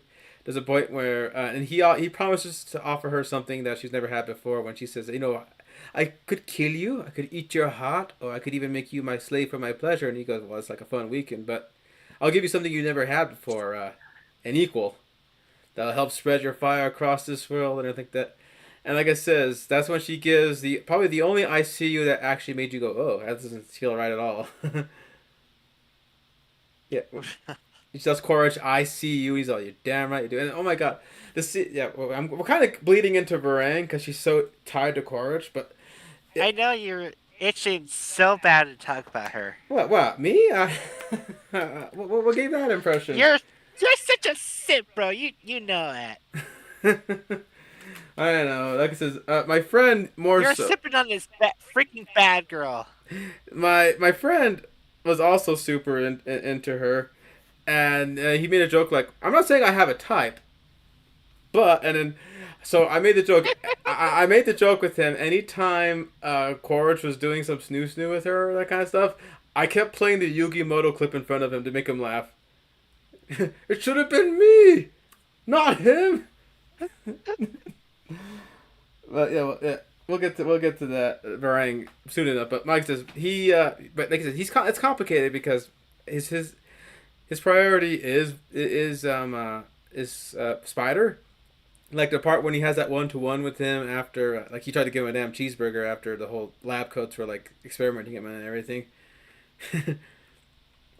And he's like trying to tell Command when Command is saying blow slowly away, but Spider's in the way. He has to keep telling them hold your fire, and the whole thing too. And they're saying, disregard that. You're just on a one mission to hunt Sully. You brought back Sully. And he has some of the best lines. Like when they finally, there's a great moment where there's a standoff with the Reef people and the RDA after they take Spider. And Korash is like super like, we're really gonna do this right here, right now. He's all like, when I bring my hand down, a lot of us are going to die, but you especially get killed, and when you're begging for mercy, I will take your scalp. He says, my buddies here really want to go ahead and scalp everybody they can here. Hell, I'll even shoot Granny in the back of the hooch as long as it gets me you. And when they finally kidnap Jake, what's great is when we'll get to her, she's minor, but General Ardmore, played by Eddie Falco, is like super pissed off, like, you gave them guns and you bring them into our camp and all that stuff. He says, come on, we got him, take the win. it's pretty funny. I was even also confused considering that, dude, don't you want like to have some like shoot, I'm having that moment where my dictionary in my brain is like scrambling, bookmarks out of place. PR publicity. No. No, not that. It's home turf advantage. You want home turf advantage to handle like all the other Na'vi. When there's like literally a rogue group that just wants to like purge and kill other Na'vi. Yeah, home team advantage. Yeah, that helped. But yeah, Quaritch was at odds with Ardmore, who even she is not on board with Selfridge. Which again, Sister was so mad when she saw him come back. She said she was so happy when he got kicked off the planet the last time. So when he came back to talk about how he saw like he technically did come back in the second one, but it was just kind of more of like a bid call kind of thing. Yeah, but to see him back again and talking about how there's a great moment where Quaritch comes in full war paint and she's going like, you've been grounded, you got a fiasco at Sully, you did this and that, saying that you're a disgrace to the uniform, even if you know what a uniform is. And he's all looking at Selfridge and he's like, don't look at him. He's almost going to be sent away to prison as well. And he's all like, the CEO will have something to say about this. Oh, you mean your daddy? Figures. Stop! Like, it figures that he was a Nepo baby, but still, I found it funny that Quaritch, like, I'm surprised he didn't just, go rogue and kill everyone in the camp right then and there, but like he was telling Jake, at least I remember what team I'm playing for, like he said in their little 1-to-1. And the back and forth between Jake and Quaritch is so amazing. There's a part where he says, well, you think we're all good now? We're just going to hold hands and learn to see. And he says, listen, you've been given new eyes. You have a chance to really see this world and everything. And Korich is like thinking like, yeah, well, whatever. But you can tell some of that talk might be setting in a little. Especially considering the fact that I'm pretty sure after failing big time again here, yeah, I think the RDAs is gonna pretty much blacklist him. Mm-hmm. Although I will say though, what I love though is I think back to that line. I laugh at every time from part one where Jake is discovered to have turned on the bulldozers, and then Korich says, "What? You think just because you found some local till, you forgot what team you're playing for?" I'm going, "Jokes on you in 10 years." Oh, my, how the turns have tabled. But yeah, well, when you look at Varang, can you blame him? I mean, look at the Cherokee played Jake Sully. Mm-hmm. Yeah, but like I said, Ardmore, I always thought of her as more sensible than the homicidal Korich or the Grubby Parker. Where It's funny that she got introduced to the second one, and it's just kind of like, well, I'm a character. Bye. and like I'm here to tame this new frontier. We just got to pacify the hostiles. That's her only concern. And then here she is. It was basically like the second movie's like teaser. It's like, yeah, just give her an introduction and then an interrogation with the freaking Spire, and that'll be it with her. Mm-hmm.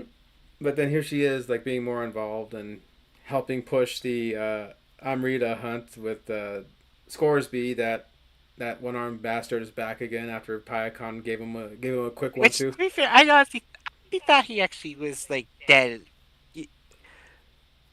Like I get it. I should, as a fan of sci-fi, I should have it in my head say a, a cut arm is not going to be an instant tell all that a person is dead. Like the fucking Andy Serkis in the Marvel movies. There's goodness knows, like throw a pebble in the Skywalker lineage, and you'll find people that survived losing their limbs. Mm-hmm.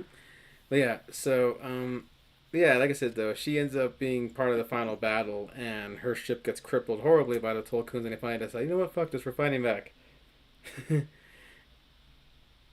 And yeah, like I said, Eddie Falco was interesting as Ardmore, but we did get a very good villain. I was kind of surprised that she stayed in the ship after she said abandon it. It's like, uh, dude, you want to take your own advice? I'm guessing there's a deleted scene that explains why she had to stay. Are you really just going to go with the old adage? Captain Like, goes down with. Captain stays in the ship. Mm-hmm. All right then. But yeah, so okay, like I said, I've been kind of itching to talk about this, but let's go ahead and talk about the new little flame that's been played by Hollywood royalty in Una Chaplin as Varang, and I guess it's yes, Chaplin as in that Chaplin as the little tramp in the '30s Chaplin. She is the granddaughter of Charlie Chaplin. Mm-hmm. Damn. And oh my god, like So yeah, we basically have a brand new villain in the form of an actual aggressive uh race of Na'vi. It's just like something I've always wanted to really see. all right, keep it going. I'll step In aside, that, but keep it going about Varang. I'll be back. and that the fact is that we. So yeah, I remember the first time you see like the Na'vi in the first movie, they were kind of like really itchy fingers. They were always like aggressive on humans. But to be fair, like how would you not react to someone that just really comes to your front porch and decides to set up like a smoke screen, like huge construction on your precious land? So it's basically just kind of like a you instigated this on us, so we're gonna of course be fierce and aggressive on you. But I always thought that maybe there could be like a race of Navi that could be so pissed off at what the Sky People have done, they're just like breaking their old ways. They're doing something that would be deemed unforgivable, like kind of like in the way of like the Tolkien kind of like ostracize Pyakon for his violent, quote unquote, violent actions. So that we all know that it's mostly like a form of self defense, but at least they get over it. But essentially, I always hoped that there would be like at least a subsect race of Navi that decided like, you know what, we're not gonna keep to ourselves. We're gonna keep going like forward. We're gonna go on the forefront. We're gonna be attacking, and if like even any of our kind get in the way of that type of violence and dismay, then we'll definitely show them the our violence in violent ways to them, essentially. And I remember the teasers that decided to play up showing these very, very aggressive, very fire based Navi. At first, I thought they were just going to be like their own kind of way. They would have been like Navi that were like on the other side of the planet where they weren't really with Awa. They didn't believe that sort of thing. But it turns out they did believe in Awa at one point until the Pompeii incident with the big Great Mountain exploded with fire and lava and ash and swept away a huge group of uh, Varang's people. And of course, apparently it turns out she was basically a child when this happened. And of course, like such a traumatic moment like that, such a very, very scary, dark thing to experience, but also at the same time survive through, kind of gave her a little bit of a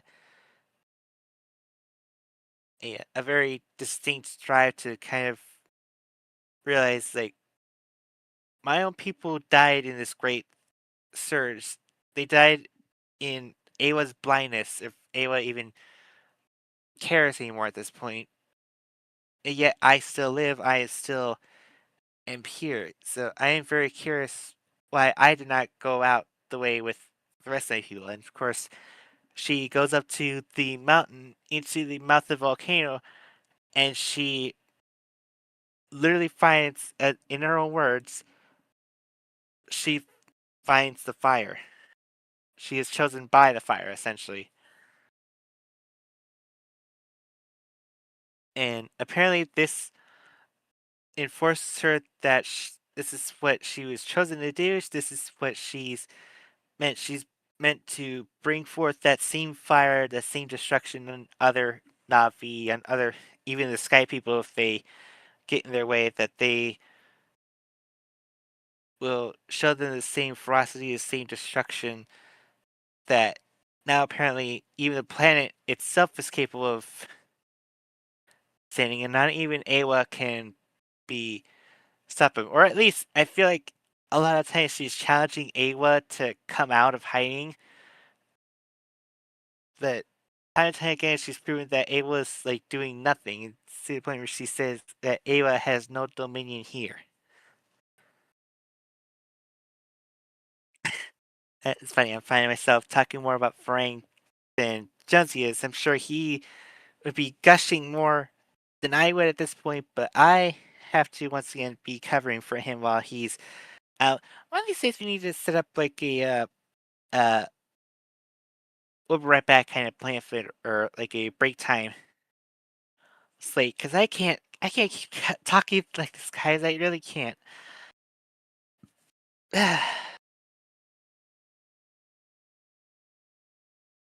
But yeah, I guess I could talk more about the Ash people, of how um a lot of them have seen to shaved most of the head hairs, and most of them have painted.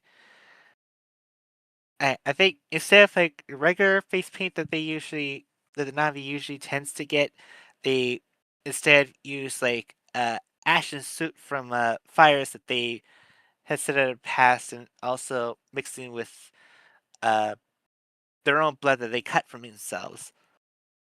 So it's basically they're painting themselves in like the remains of their ashes that they have burned, and also from their own blood that they cut themselves up with. So it definitely leans into more how aggressive and very bloodthirsty these guys are.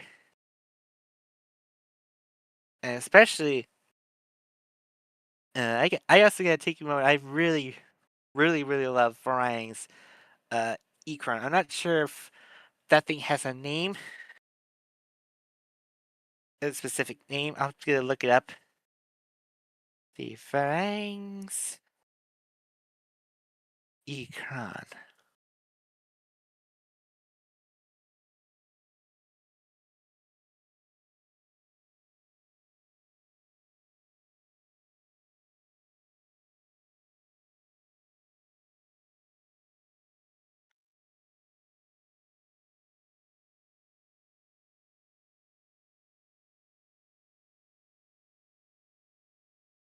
Blah blah blah blah. Just kind of looking at the freaking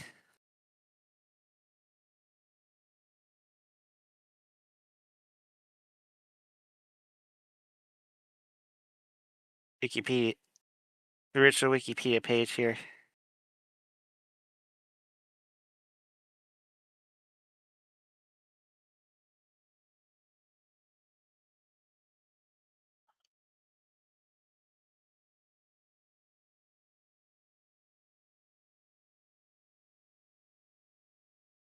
Okay, so apparently it says the rising animal called a night wraith, who the film's developers jokingly named Ashley.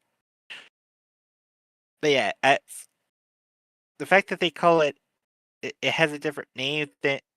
Well, yeah, kind of, because I'm looking at the photo of it, and it's definitely not an Ecron because it actually does have like uh feathers. So apparently,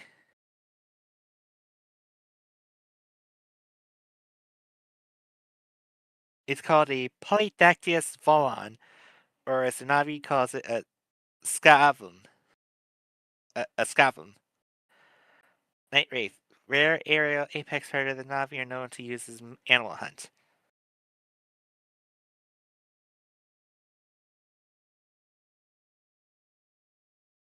Well, Ashley is not the canonical name, but until then, we're definitely gonna call it Ashley because that's a fucking adorable name to call it.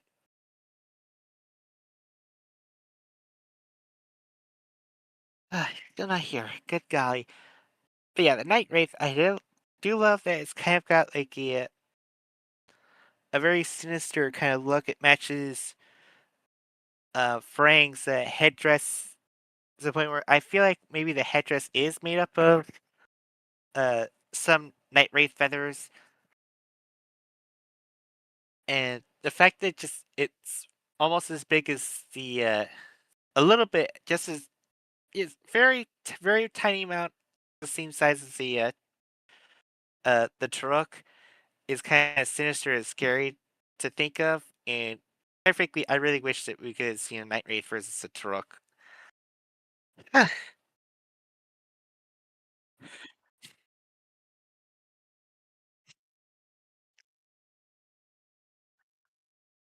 Did you know that you know that the crew jokingly nicknamed it Ashley? There's no canonical name yet, so until then, we're just gonna have to call the damn thing Ashley.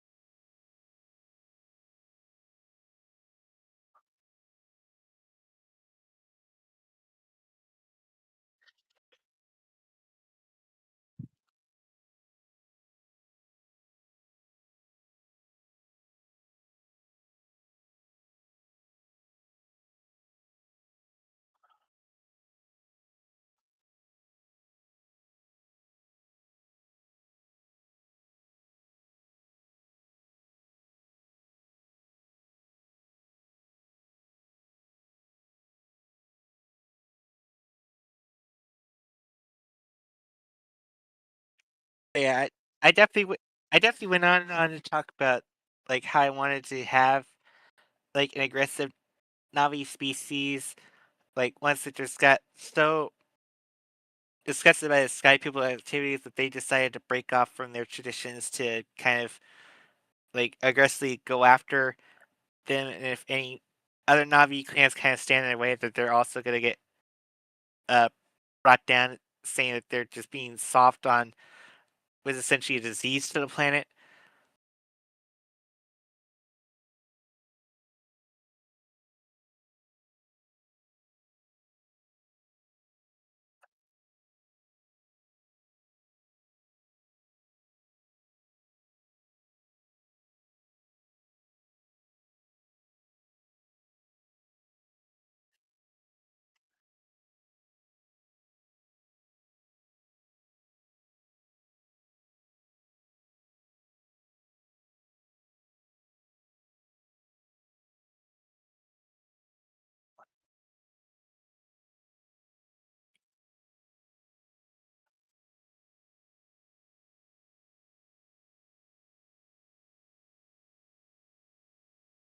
and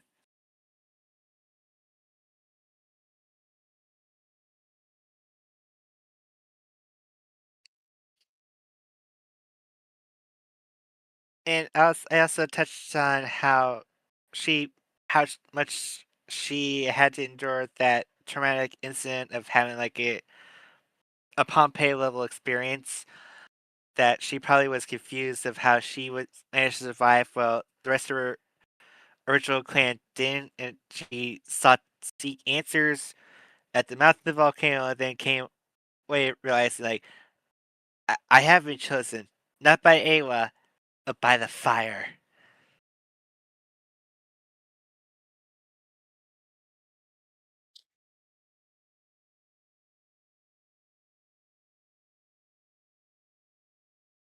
I also I also feel like at times she's like literally egging Awa to come out of hiding to. She's basically like what Clue 2 did with Kevin Flynn. She's basically like egging this like big, huge, iconic, grand entity that everyone always basks and talks of and whispers and prayers and all this. Like I am literally burning your people, your children, your flora and fauna. Why not come out and actually stop me from doing any more damage?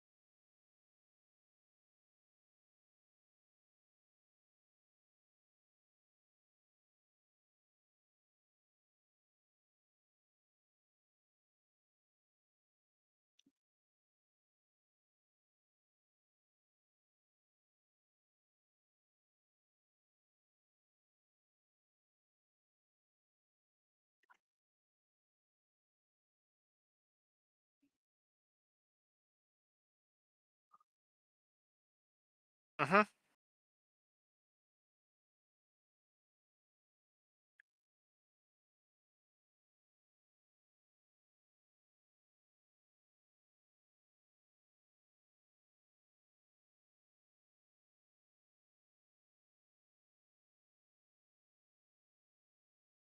Oh yes, the first time I saw that happen, I went, no, no, no, don't do that, dude. You might as well just like stake him right between their eyes at that point. They're basically dead at that rate.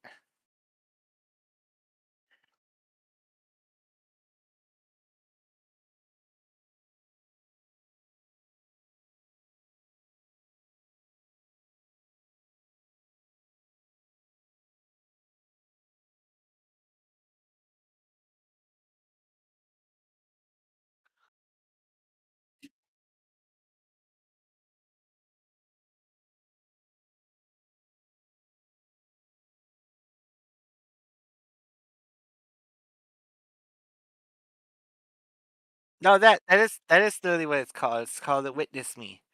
Go riding off to Valhalla.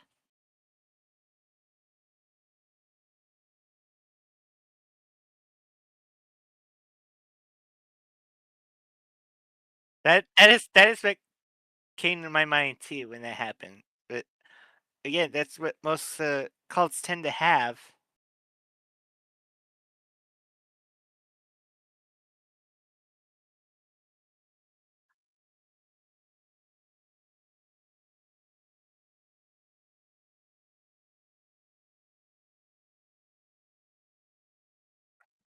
It reminds me back when they thought that Jake Sully was like one word.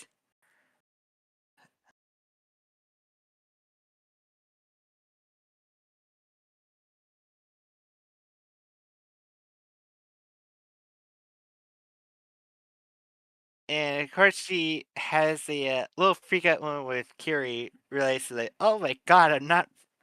What the hell are you?"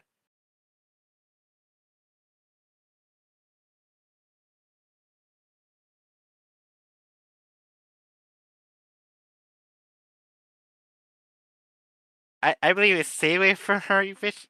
I think James remember that it's like good. You know what? I actually use that version of the line then.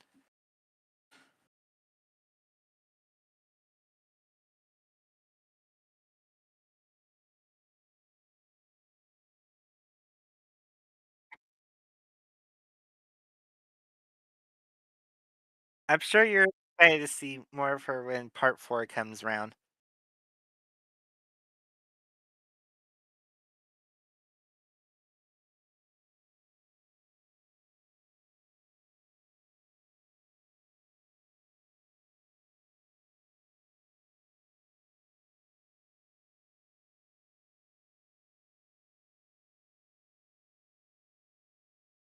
Yeesh.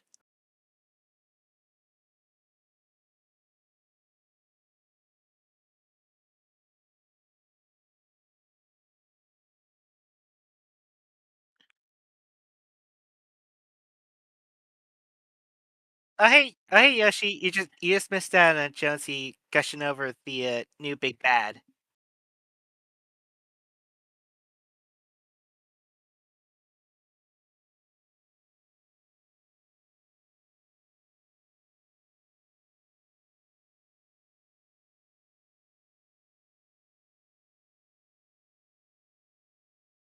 You have so much for a fucking anime to have to keep get back to.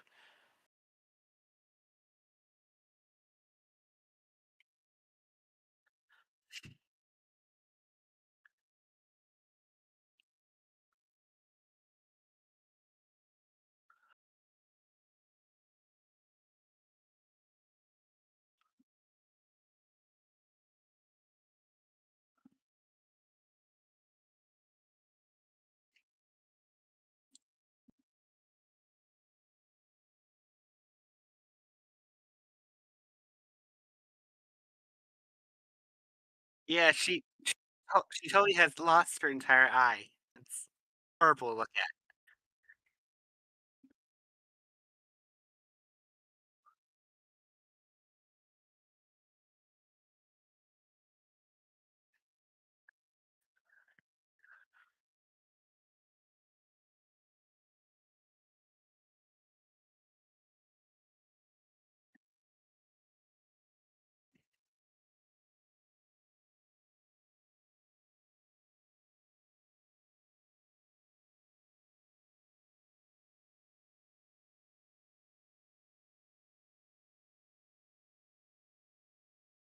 And she eventually does, unfortunately at the cost of her.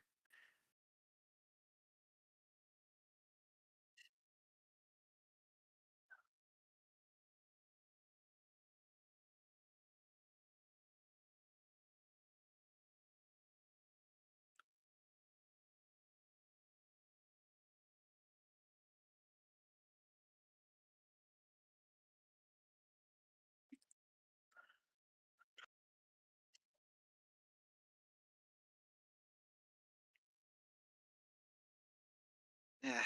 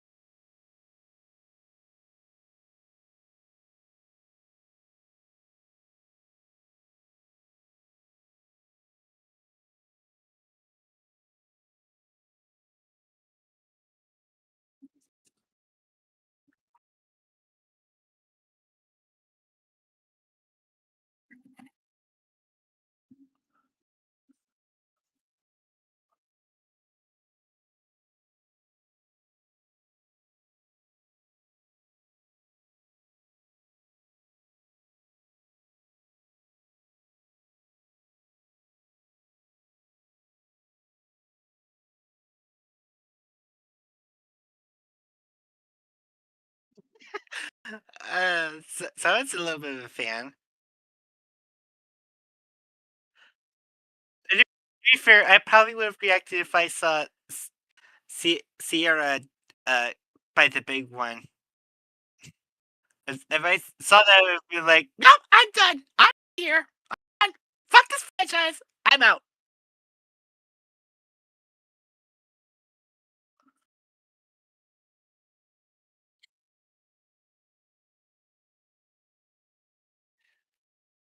You just want to. I just feel like he's the type of guy you just want to get a big bear hug from.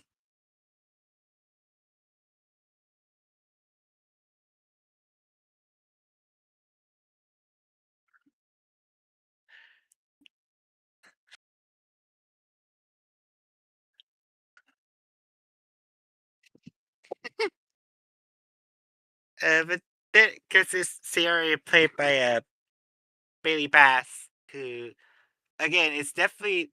I think she's starting to was starting to also slowly become a little bit of a outcast, like Loak was, especially when she realizes, oh shit, like Paikon's literally just gone through so much. They fought so hard. They fought to defend their spirit brother, but they're just like old ways are still setting in. And I know the truth. I know like there's reasons to fight that's different from how the Tokun had fought against one another, but they still treat that as the same as if if you fight like a different kind, especially if that kind is very aggressive, very dangerous. Like, of course, the old Tokun elders didn't realize how dangerous, how aggressive these guys are to the point. I'm pretty sure if like uh Spider had been there and mentioned like, oh yeah, they basically like what they do is hunt you down and like take out this small little juice from your brain and then toss away the rest of you. Like,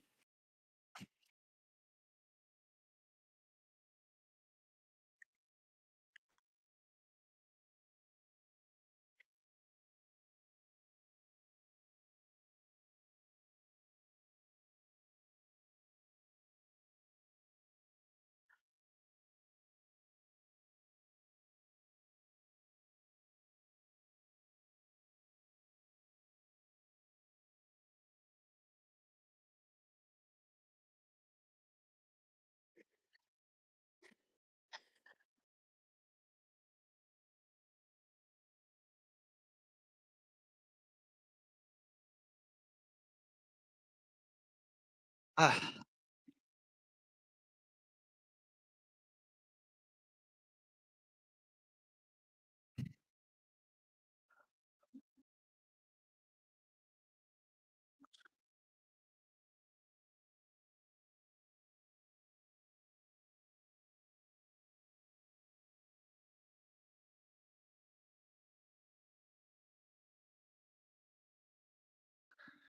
I think that the only like notable amount that managed to like shake up all that was of course the Turok, but I have the opinion that I think the Turok is literally impossible to kill, which is probably what gave it its huge uh boogeyman type stories that the Navi told themselves about it.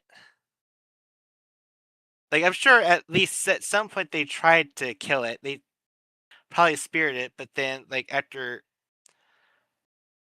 like close encounters, they look around and they still find no body that's like weakened or ailed by the spears that pierced it. So it's like, did at that point, do you even think they even got it, or it's just, or has it always been like a shadow all this time?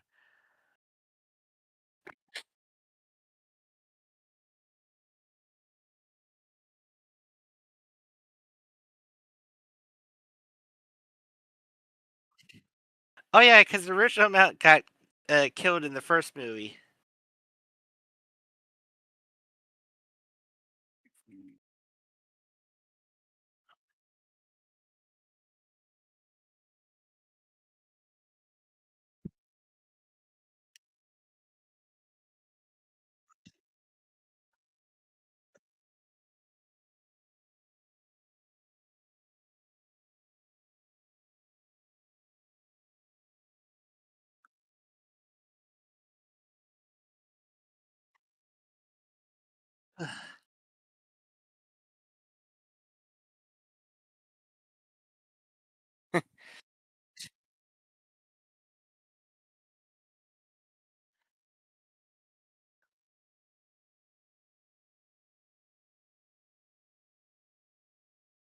Yeah.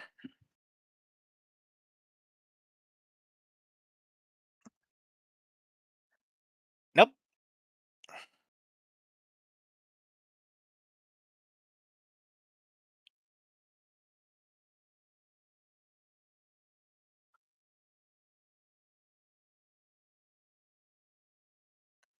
I feel like it kinda did talk a little bit about it, but you feel free to give your say on it.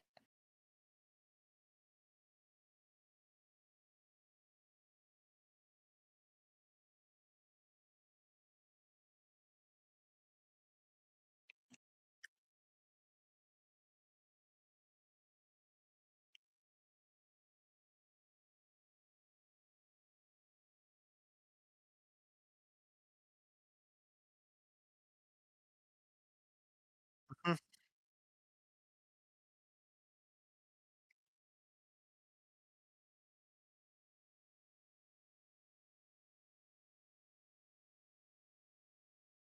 Catcalling her.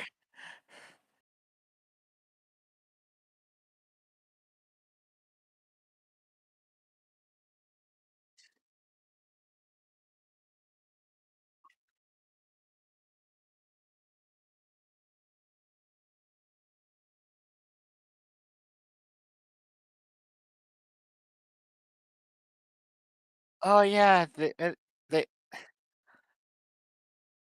it's like the anti-look to the east moment.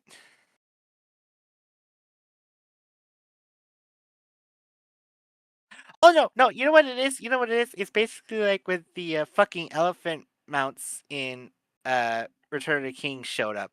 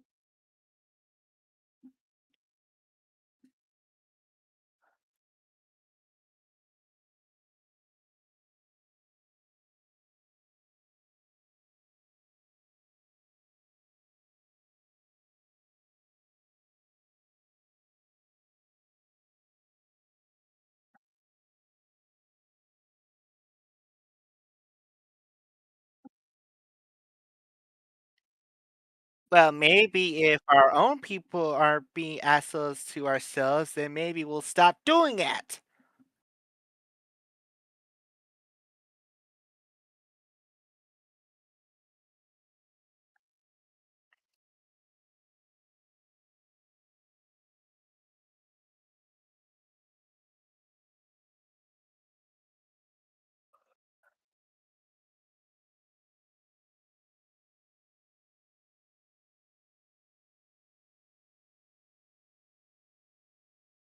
Mhm.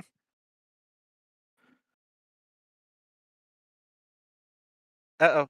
No, she says he can only hear one of us.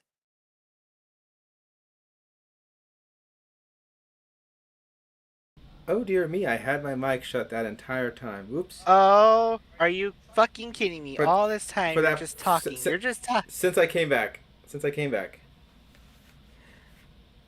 Okay, All the way? with Varang. Okay. Oops. Thank you, Wow. Yoshi. Okay. But like I said though, yeah, well, I was mentioning that the the you mentioned how we've seen people talk about human bad, we get it, that kind of thing, environmentalism, hippies, that kind of stuff. But no, I think Jim is he already showed us the darker side of the Navi with the Manquan being super aggro, super aggressive and brutalizing everybody. The whole cutting off of the scalps and everything.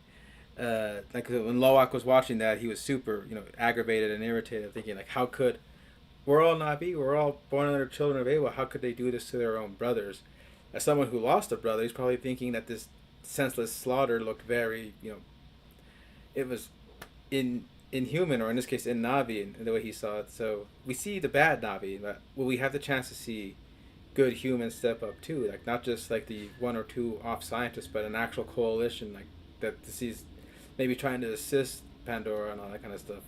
Because we always get the one or two scientists or whatever who decides to switch sides. We saw it with Grace, Norm, Max, Garvin, the guy who helps break Sully out of prison from the firing squads. It's like we see those, but I'm sure people would are because they see the RDA as cartoonishly villainish with Selfridge and his super driven by profit mentality, or human Quaritch's psychotic tendencies. Mm-hmm.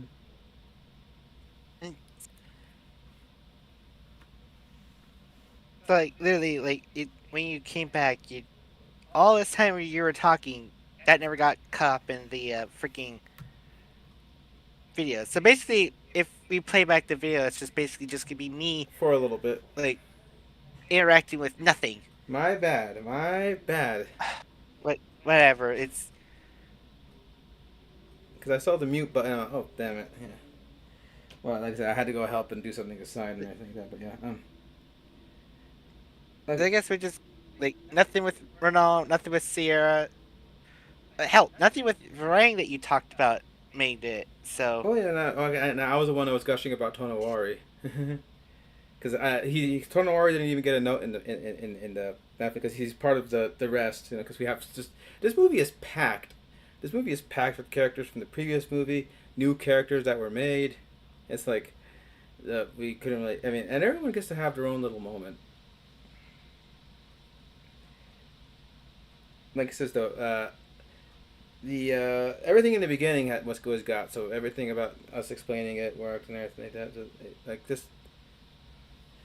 Anyway, don't feel bad about it, Drew. Drew's telling me in the personal chat that he's sorry that he didn't notice the mic was cut. Like, no, don't feel bad about it, Yoshi. That's on me. I just feel like just wrap it up at this point because a huge chunk of the video is just gone. No, relax. We're getting close to the end of your trailer here anyway. So like I said, we already said at this point, Jim has already gotten it down to a science that this thing looks, breathtaking. So if you really do want to go see it, I know there's everyone who says, I'll wait for the high definition streaming at home option. But No, this is like one of those movies, just like with like the recent Dune movies. Like, they're sure you could watch it, but these are movies that really need that cinematic boom, the 5.1 surround sound speakers, the huge ambiance system, the area where you're not fucking distracted by your phone like every like 5 minutes, that you're just can't seem to like shake off, like putting up, picking up, putting down, picking up, putting down, picking up over and over.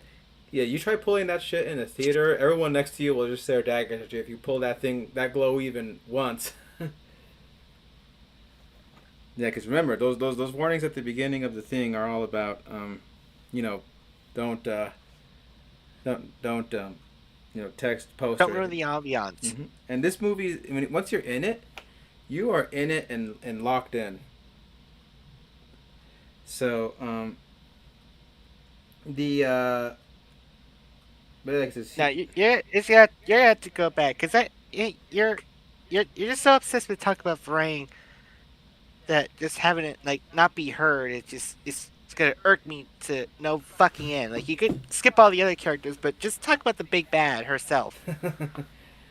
I'm very sorry, but yeah, like I said though, her chemistry with Lang really is what makes her so compelling. I know people say, "Oh, well, she's a strong, female tribe leader, priestess, and all that stuff," and then she just becomes his girlfriend. Like, well, no. But if you're looking at it that way, it says more about you than it does about the character. And that, like he says, Quaritch wanted to say that she could have used him as her personal sex slave for giving her the gift of fire or whatever, the ability to make thunder, but no, he said, "I'm going to give you an equal." So I think she's just as, like I said, I told you, like Grace called it like a Bonnie and Clyde of the Navi world, and you can definitely see it when she's playing with the flamethrower or playing with the pistol in that great scene where Quaritch delivers the full package to the Macwans,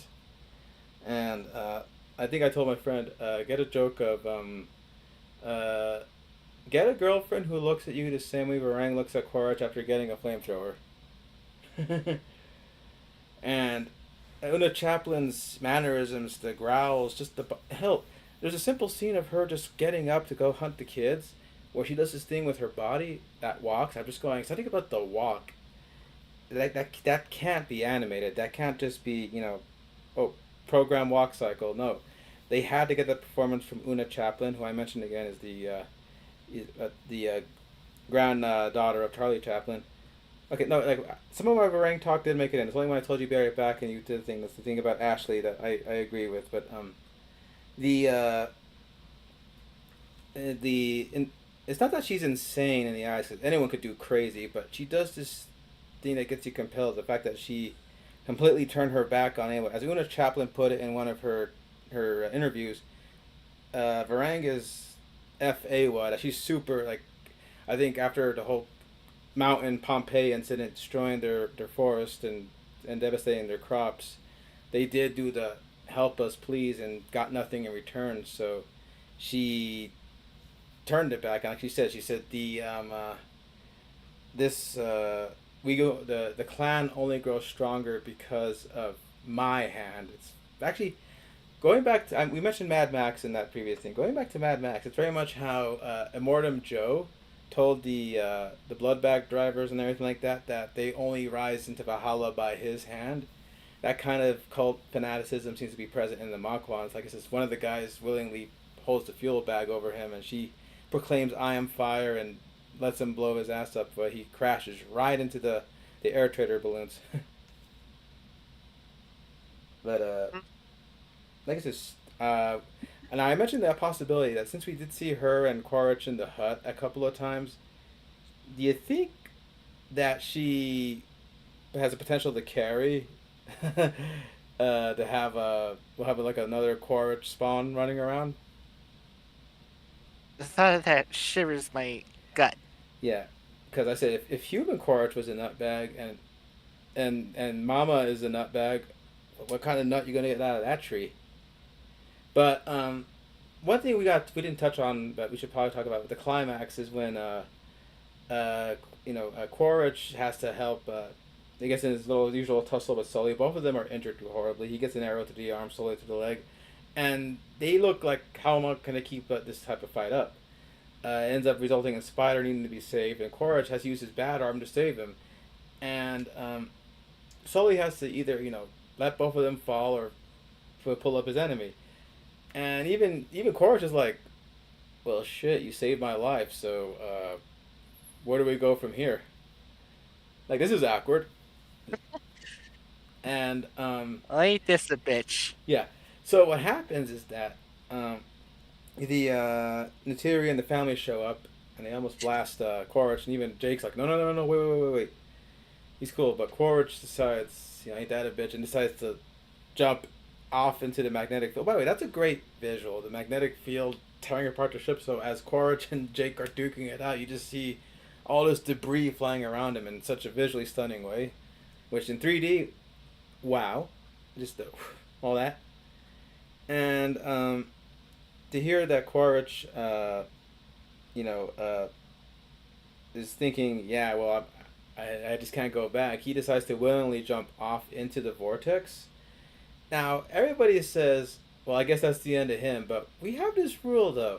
Unless they explicitly show us in no uncertain terms that he's deep fried, there's still a chance for him to come back, especially if they do make parts 4 and 5. I'm pretty sure that Varang managed to sweep him out with her freaking night wraith at the last minute and flew away. Yeah, we said either he's gonna get caught by. It's gonna be like when the Fellowship saw Gandalf fall into the pit. How they thought he was dead, and we thought, oh, maybe we thought he died too. And then the opening of Return of the King shows us that they go into. I mean, Two Towers. My bad. Two Towers shows him going into an endless, struggle with the Balrog, and then he shows up later. So I'm saying like maybe if we get a follow up, we might see where Quaritch ended up after jumping into the vortex. Because if they want it in no uncertain terms to say he died, I think Neferi would have nailed him right between the eyes, or he would have gotten a thing in the chest or something to say that yes, he's dead. I know he's been brought back before, but this time we mean it. Like. But they didn't show us. They gave us an ambiguous. He jumps into the fire and shouts as he goes toward his oblivion or whatever. And I think a lot of us who are fans are going, there ain't no way he's gone. But then again, this series has a habit of this series has a habit of like even if you're dead, you can still have to be contracted to appear because this leads into the ending when they do the final connection. Kiri connects with the spider, and they go to the ancestral planes, and you see a lot of familiar faces pop up. And this is where I think you admitted you were a waterworks at this point when they were all Yeah. accepting him. They were like nodding and saying you are now with Ewa and all that stuff. And we saw Sute, which I'm like, oh my god, it's Sute. Even Etukan showed up, the father. The friends that had died recently in Way of Water were there, and Grace, of course, saying, "Oh, I heard all about you. Something of a troublemaker." And they do the hands thing that they did to Jake when they accepted him as part of people. So this is the Navi Ewa or self-accepting spider is one of hers, where even Etukan, you are one with the people. So. And like you said, the fact that such acceptance happened probably just sent you over the edge in a good way. Hey, hey, werewolf. Oh, hi, Ian. Nice of you to join us. Ian. That's what it was. Yeah, so Ian, Jonesy flummoxed again and had a huge chunk where he was muted. Yeah, so there's going to be some parts of the replay video where she's just talking to herself and going, yeah, I agree with that, or mention, my bad. I kind of might have to go in there and do something about that. But that's what happens when we do it live. I literally set it aside when we were like, well, when I was like having to fill the dead air when you're away. That one of these days you're gonna have to like set up having a don't go away. We'll be right back. Like play because I can't keep talking like long. I can't hold a one-sided conversation My bad, my bad. to save my goddamn life. Okay, but yes, so the like I said, so now you saying in your notes you feel strongly that this franchise has proven that we're not having a one-off fluke with Way of Water, boosting up. That you feel that this series is intending to stay, even though Jim is even saying, if this one doesn't quite perform as expected, this could be the last one. I don't know. We've heard that Well, before. consider the fact that there's a lot of people are giving like a lot of good word given that it's like hit the hot popcorn audience rating. Mm-hmm. But I mean, it is getting a bit of for some reason, a critical lashing. Not critical lashing, but it's getting average reviews. It got a lower overall 70 liked it versus them liking a lot higher the other ones. But I think in the court of public opinion, the audience is really connecting with the movie. In fact, like I said, if you're already in for this franchise, you're going to be in for it. Now, I think some people will admit if this was meant to be like the end, it might have been haphazard. But the fact that Jim admitted that 3 is actually part 2 split into part 2 and 3, and he had a whole big section planned for part 3 that is now part 4. He said that if he joked that if they say no more avatars, he'll probably put an unresolved where he wanted to go next in a book or something. But like I said, I know some people really wish that Jim would be making a variety of projects that isn't just Avatar. And I was surprised because on the trailers they showed off an upcoming concert movie that's actually directed by Jim himself. Billie Eilish's new tour was shot with 3D cameras with Jim narrating and leading the thing. So Jim is doing other projects aside from just being Avatar all the time. So I think Jim has it in him to make more stuff plus Avatar. But I really do hope that all the stuff he learned from making Fire and Ash, and making Way of Water prepares him to what to do with. They already got a part of part 4 ready, and they said part 4 will have like a big time skip. So I'm guessing little Peril, born of Ronal after her tragic death in the end battle, might factor into things. And it's a good thing that there will be a time skip, because I think all the kid actors that filmed that stuff like a few years back. There's no way that Tuck is going to be staying that small or sounding that small either. And Jack Champion, we saw him already. In fact, I almost didn't connect that he was the brother in Scream 6, because that came out a year after Way of Water, I think. And you see him and you go, wait, that's Spider? Oh shit, a lot of time has passed between when he shot the Spider stuff and when they finally released the film, because it takes a lot of rendering and editing to make the film. But he even Jim admitted when we had to go and re-add stuff after seeing the reaction to Way of Water, he admitted that none of the new stuff involved Spider, because Jack Champion doesn't look like how he did when we filmed the Spider stuff. So but you're right. The audiences get really resonating with this, and you're getting your usual. Avatar has no impact. Is this the all visual candy, no substance? But the ones who are letting themselves ride, they're seeing the movie. They're probably doing the ICU to the movie that no one else is seeing. Mm-hmm. But again, I gotta read. It definitely got big emotional responses out of me in ways I wasn't really prepared for, and that's just. I remember at a server, someone asked me if me breaking down in tears is a good thing or a bad thing. As I wrote down like, when have there's never been a moment where I've been so like emotionally struck by a movie that I ended up crying. If I watched something negative, it would have the complete exact opposite negative reaction, where it just could be fuming in like annoyance and rage. It's like, I can't believe we just wasted my goddamn time watching this. Well, So like I said, the one moment. Okay, now you mentioned emotional moments. I can name the moments where I kind of like felt myself rising to it. When Neytiri gets knocked off her mount and falls into the vines, I was like, "Oh shit, did that just happen?" And then I was like, getting a little emotional over that. Fine. I got emotional when Jake went back to the cave of Turuk Makto, and of the Turuk to become Turuk Makto again, and even Loak pointing out that the Turuk loved riding with Jake because it knows, oh, I'm about to get my blood fill. And that was a good emotion. The elation at Spider, being able to breathe and being like, yeah, I don't need this shit no more. Anytime Varang was having her happy, crazy girlfriend playtime, I was like all for that.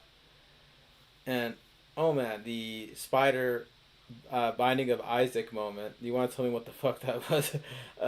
Moment was like, oh, I'm like, I know Jake's probably gonna have something change his mind, but I'm still thinking, would Jim really go that far to make our likable hero do something so unthinkable, but still have us root for him?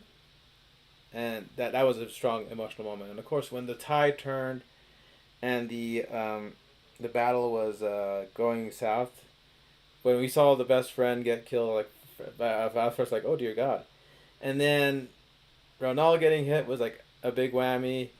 Plus losing the baby, like, losing herself, but pushing out the baby. I told sister this is like Revenge of the Sith all over again when Padme died after delivering the twins. and, Oh, and then oh man, the moment where I almost felt like okay that's it. I think I'm really gonna feel it now, is when the Makwan cavalry comes in and starts killing all the air mounts, and Taruk almost gets hit, and then he ends up crashing hard into a wall, dropping Jake with him, and I go, "Oh, is this why Lowak's the narrator?" I was thinking, and seeing the Taruk, like I saw a lot of Ikran die, I saw Elu die, and those were sad. I saw the Tolkuns, be massacred, and thought that was sad. But seeing Toruk under the water with the music spell and looking like he was defeated really made me go, oh, like that was a big part of me falling in love with the franchise was that big bastard way back in 2009 when I was fresh out of high school. So to see something from that memory seemingly bite it was like a gut punch for me. Oh, and then Payakan's near death too when the death charge knocked him into the water and he began to sink to the depths where Loak thought he was dead. I'm sure you probably thought, Jim, you did not just kill Payakan in front of me.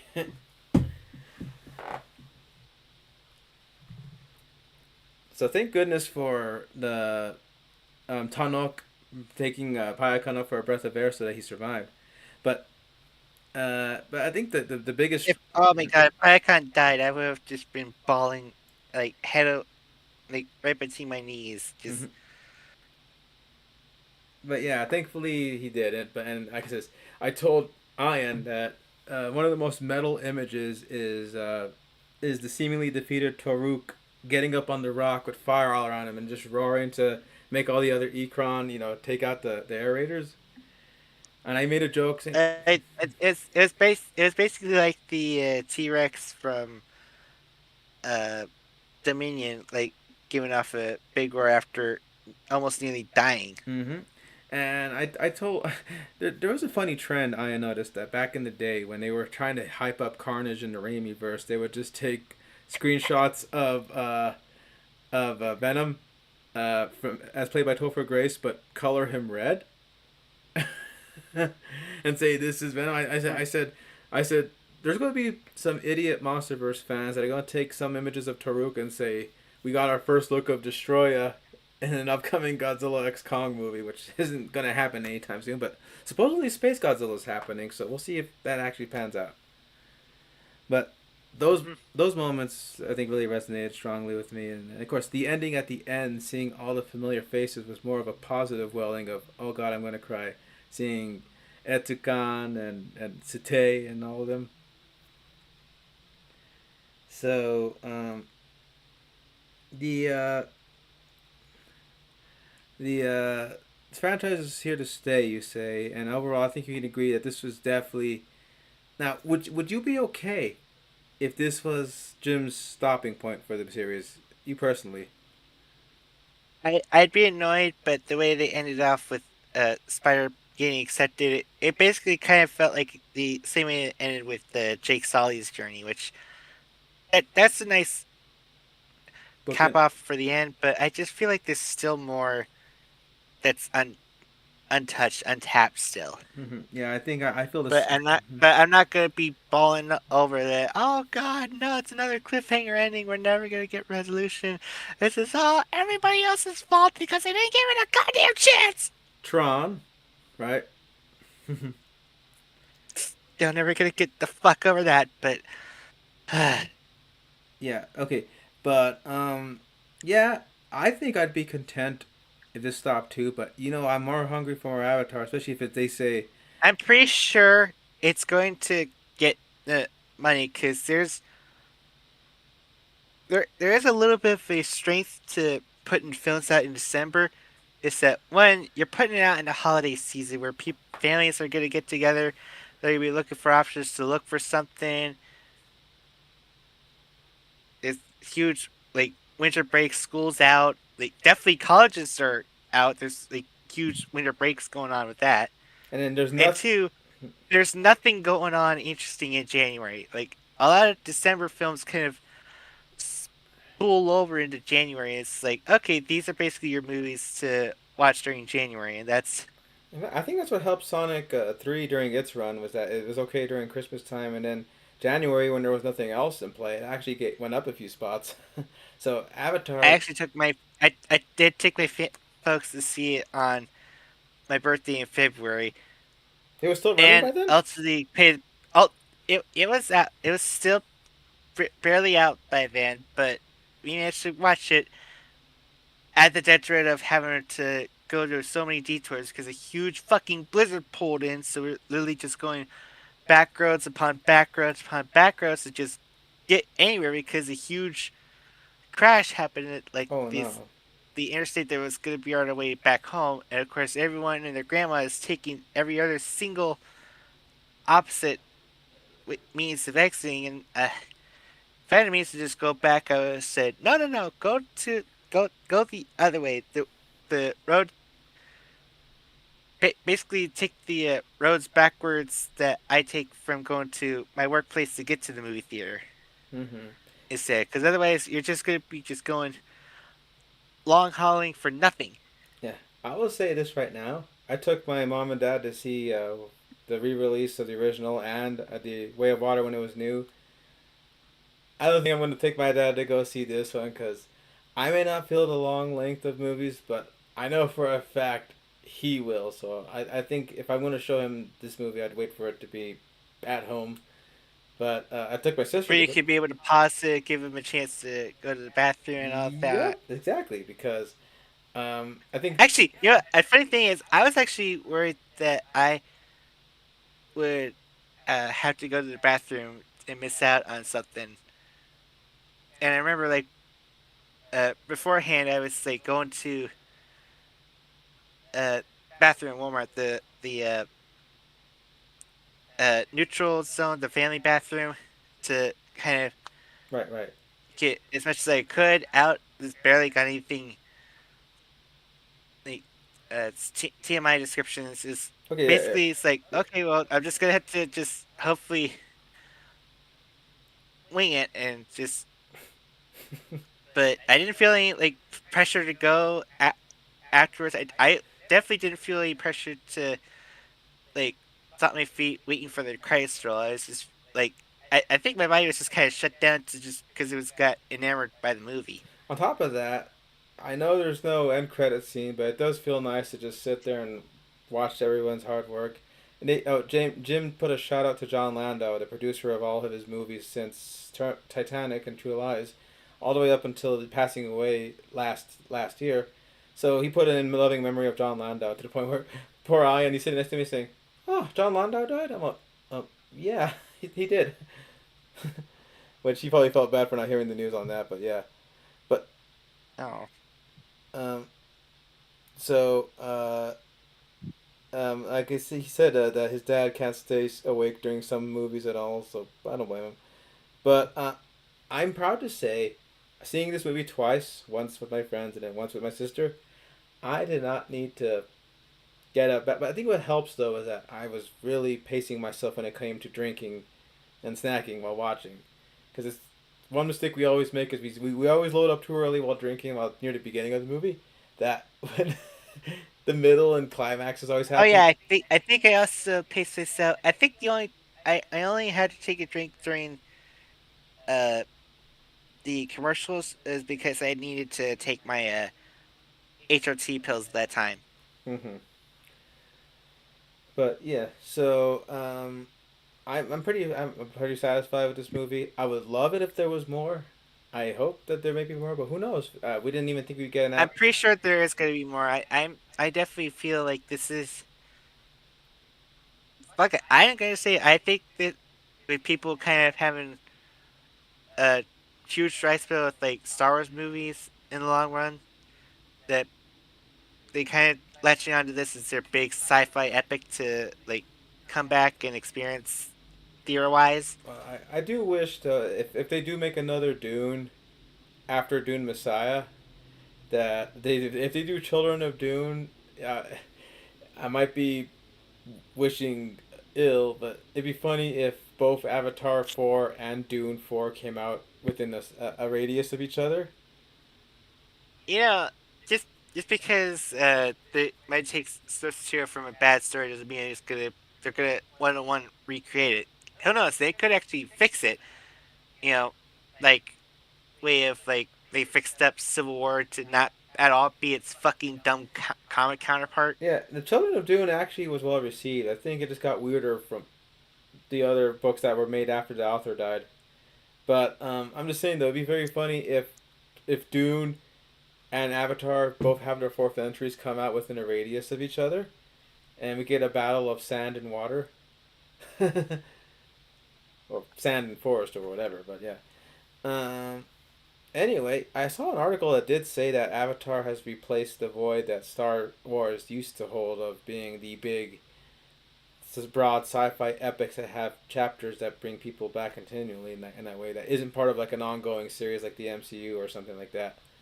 So I kind of can see what like because the Avatar movies come out every other 2 or 3 years, so there's a specialtiness to them being spaced out and coming out, like how people felt back in the day when there was Star Wars, then there was Empire and Return of the Jedi. Another friend called this the Revenge of the Sith of the Avatar series, and I say it feels more like Return of the Jedi, where if it stopped there, it's good to stop. Because Revenge of the Sith felt like you can't just stop here. There's more. I mean, we know because it's a prequel. There's more to come after, but it's at least it's not a Rise. We love Rise of Skywalker, but at least if Way of Water was as messy as Rise, I think it'd be like Jim, what are you doing?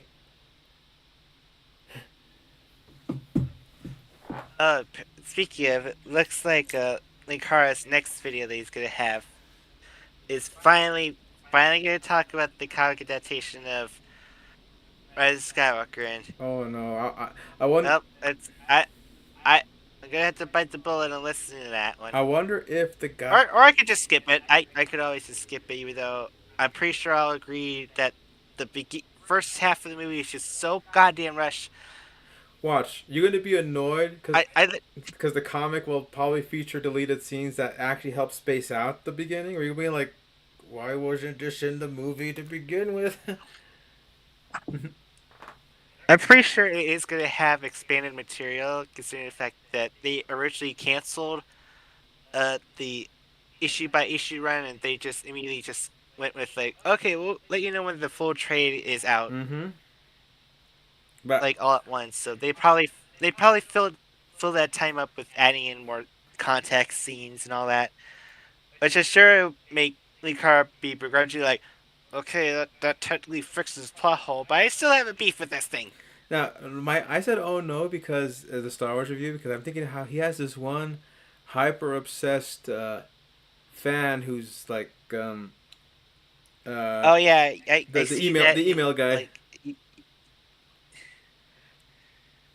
Where even the car was thinking like, I didn't even mention Star Wars, but the email weirdo emailed me back again, talk about my Last Jedi review, which was almost 3 years ago at this point. Like Jesus, or whatever. But the email weirdo as we call him. Anyway, so I guess we said all we could about Avatar, about how much we loved and enjoyed this film and to each other, and that I think this might be either the last or second to last thing we record for the Rambling Nights in general. I think since the rebrand, it's actually been quite successful with the Predator and Jurassic things and Alien Earth reviews that we've been doing this whole year. I think more so than we did with Rambling Bros.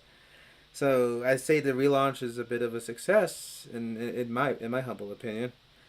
But It also it definitely also helped that we decided to go live instead of just like press record on Skype and hoping that this guy remembers Oh yeah, I gotta like edit this thing. Also, rest in peace, Skype. You were a pain in the ass at times, most of the time. But thank you, Discord, for stepping up. Hmm. Just don't fuck it up. Yeah. Oh, apparently Discord's toying with the dreaded art of Ultron stuff too. So I'm like, oh well, we'll see where this goes. But I do think we do have one more video in us, and something I just want to do a little bit of a year-end recap where we talk about other stuff that we watched that we probably didn't want to dedicate a whole review to, but just talk about. Like for example, I recently got into the series Chainsaw Man thanks to this gal over here who bought it on the Halloween rim, and well, um, Hima knows my favorite girl. None of you guys can say anything to change that. I don't care what her drunk self did with a guy who wasn't quite old enough there, but it's not what you guys say it is, okay? So stop throwing around the G word around her, okay? But and also I want to talk about Reze arc where that finally came home to streaming, to rent to stream that kind of thing. So I might just buy it again just to see it again because holy shit! Just this weekend we got a preview for the next big arc in Chainsaw Man, the Assassin's arc. So Yeah, the assassins. oh man, like it's who would have thought that this out of nowhere series would just take us by storm the way it did? Yeah, it's strange. This is the only anime that we're able to like fully sit down and consume without having to wait weeks upon months and end to get caught up on. Maybe it helps because the seasons are like 12 episodes long in a movie rather than. God, where were we on Dragon Ball? Shit. I think we're about. Okay, I definitely know that we saw King Piccolo like blow up the freaking dragon. Yeah, that was the big oh shit moment. So, yeah. And My Hero Academia, we stopped right after All for One got his ass kicked by All Might in the Detroit Smash, and then he tells Deku, "It's your turn now," which he's still been pointing at Deku this whole time. He told me, "Let's take a break after all that," and then well, we're still on it. I guess that was on me then. That's okay. And then but so I'll talk. I want to talk about Chainsaw Man and Reze arc, and I definitely want to talk about Del Toro's Frankenstein because I know I made a small mention of it here, but we really do gotta talk about it because I think it deserves it. I mean, come on, you get to see Oscar Isaac's ass again. You know, after that other time in Dune. Um, so and other stuff that we saw together that we could probably want to mention, but I'd say this other than the little snafu, we did a pretty good run here and there, and I'm looking forward to what we do next year. I know this sounds like a year-end video sign-off, but just in case holidays and scheduling on the line and we start talking into the new year, I'd say 2025, despite its ups and downs, real life, was pretty solid for us as a group together on this. And plus, we're really getting to celebrate you on your journey here, and I'm sure we continue to look forward with great interest here. And so, I don't know, we'll find a schedule time to talk about like the Chainsaw Man, Frankenstein, and a few other random knickknacks here and there. And oh, you still got to see Zootopia too. You said. In fact, you kind of said that your biggest regret is that Avatar isn't your last capper for 2025. I'll just watch. I'll find a way to slip it in as like a double feature after Zootopia. Jeez. Cause I'd be like, hell or high water, I'm ending this year off with a goddamn bang. This Avatar deserves that fucking notion. Oh, that's good. That's good, but good luck trying to. What? But then again, if Makima can fit 8 movies into one day, I'm pretty sure you can fit a 3-hour movie in with an animated hour and 50-minute movie. I think I'm actually gonna pace myself around that one. Okay, yeah. Like it's not gonna be like directly after that. I'm just gonna be like, okay, I should give myself like an hour's time to wait, prep, clean myself up, and all that stuff. Right. But I'm sure Sister's dying to hear your thoughts on Gary the Snake when you finally watch that Zootopia. Because no surprise, she loved that movie, especially because of the snake. Oh. Mm-hmm. Alrighty then. So I guess we're almost getting close to James Cameron length ourselves here, so we better call it a night here. But I think again, this is our as we're thinking about it, live thoughts on it. Who knows? Maybe if Avatar necessitates a new release where we actually have to do more in depth than usual, because those other past reviews were off the cuff, off our head. But if we did like a full, like we committed, maybe we'll notice something. Jim did say he had enough material to make extended cuts of Way of Water and Fire and Ash. And I'm thinking, Jesus Christ, if he has more stuff for Fire, Oh God. it might be a Lord of the Rings extended edition type scenario, maybe. But if more of that footage is of Varang and Quaritch bonking, I wouldn't mind. But yeah. So we might revisit this type of thing in a more substantial way. Then this is just our off the cuff live thoughts, and I've already seen it twice. I think you still have to see it only once. So maybe after repeat viewings, you can make a more solid thing, and maybe I'll hit record this time without muting the damn thing. But let's see. At least we were talking and live, and not us talking for like 11:35 and going. I didn't even hit go live. You would have ringed my little Vulpix neck for that. Uh, That happened. Okay, guys. For context, that happened once during one of our X-Men reviews for X2, and that was the one she loved gushing the most about. So she felt very. What do you mean you didn't hit record? Oh goodness. But it happens. Alrighty then. Well, so since this is the week of Christmas Eve and Christmas and all that stuff, we wish all of you out there happy holidays, happy Hanukkah, Merry Kwanzaa, and most of all, Merry Christmas and a Happy New Year. May a happy 3 weeks on HRT for me. oh yes, may the old mother smile upon you, as the greeting uh, went with Norm. A little too formal. And this is Jones Cat 79, aka Chris, signing off along with my usual co-host Derica, aka Dark Neon. And once again, I see you. All right then. Good night.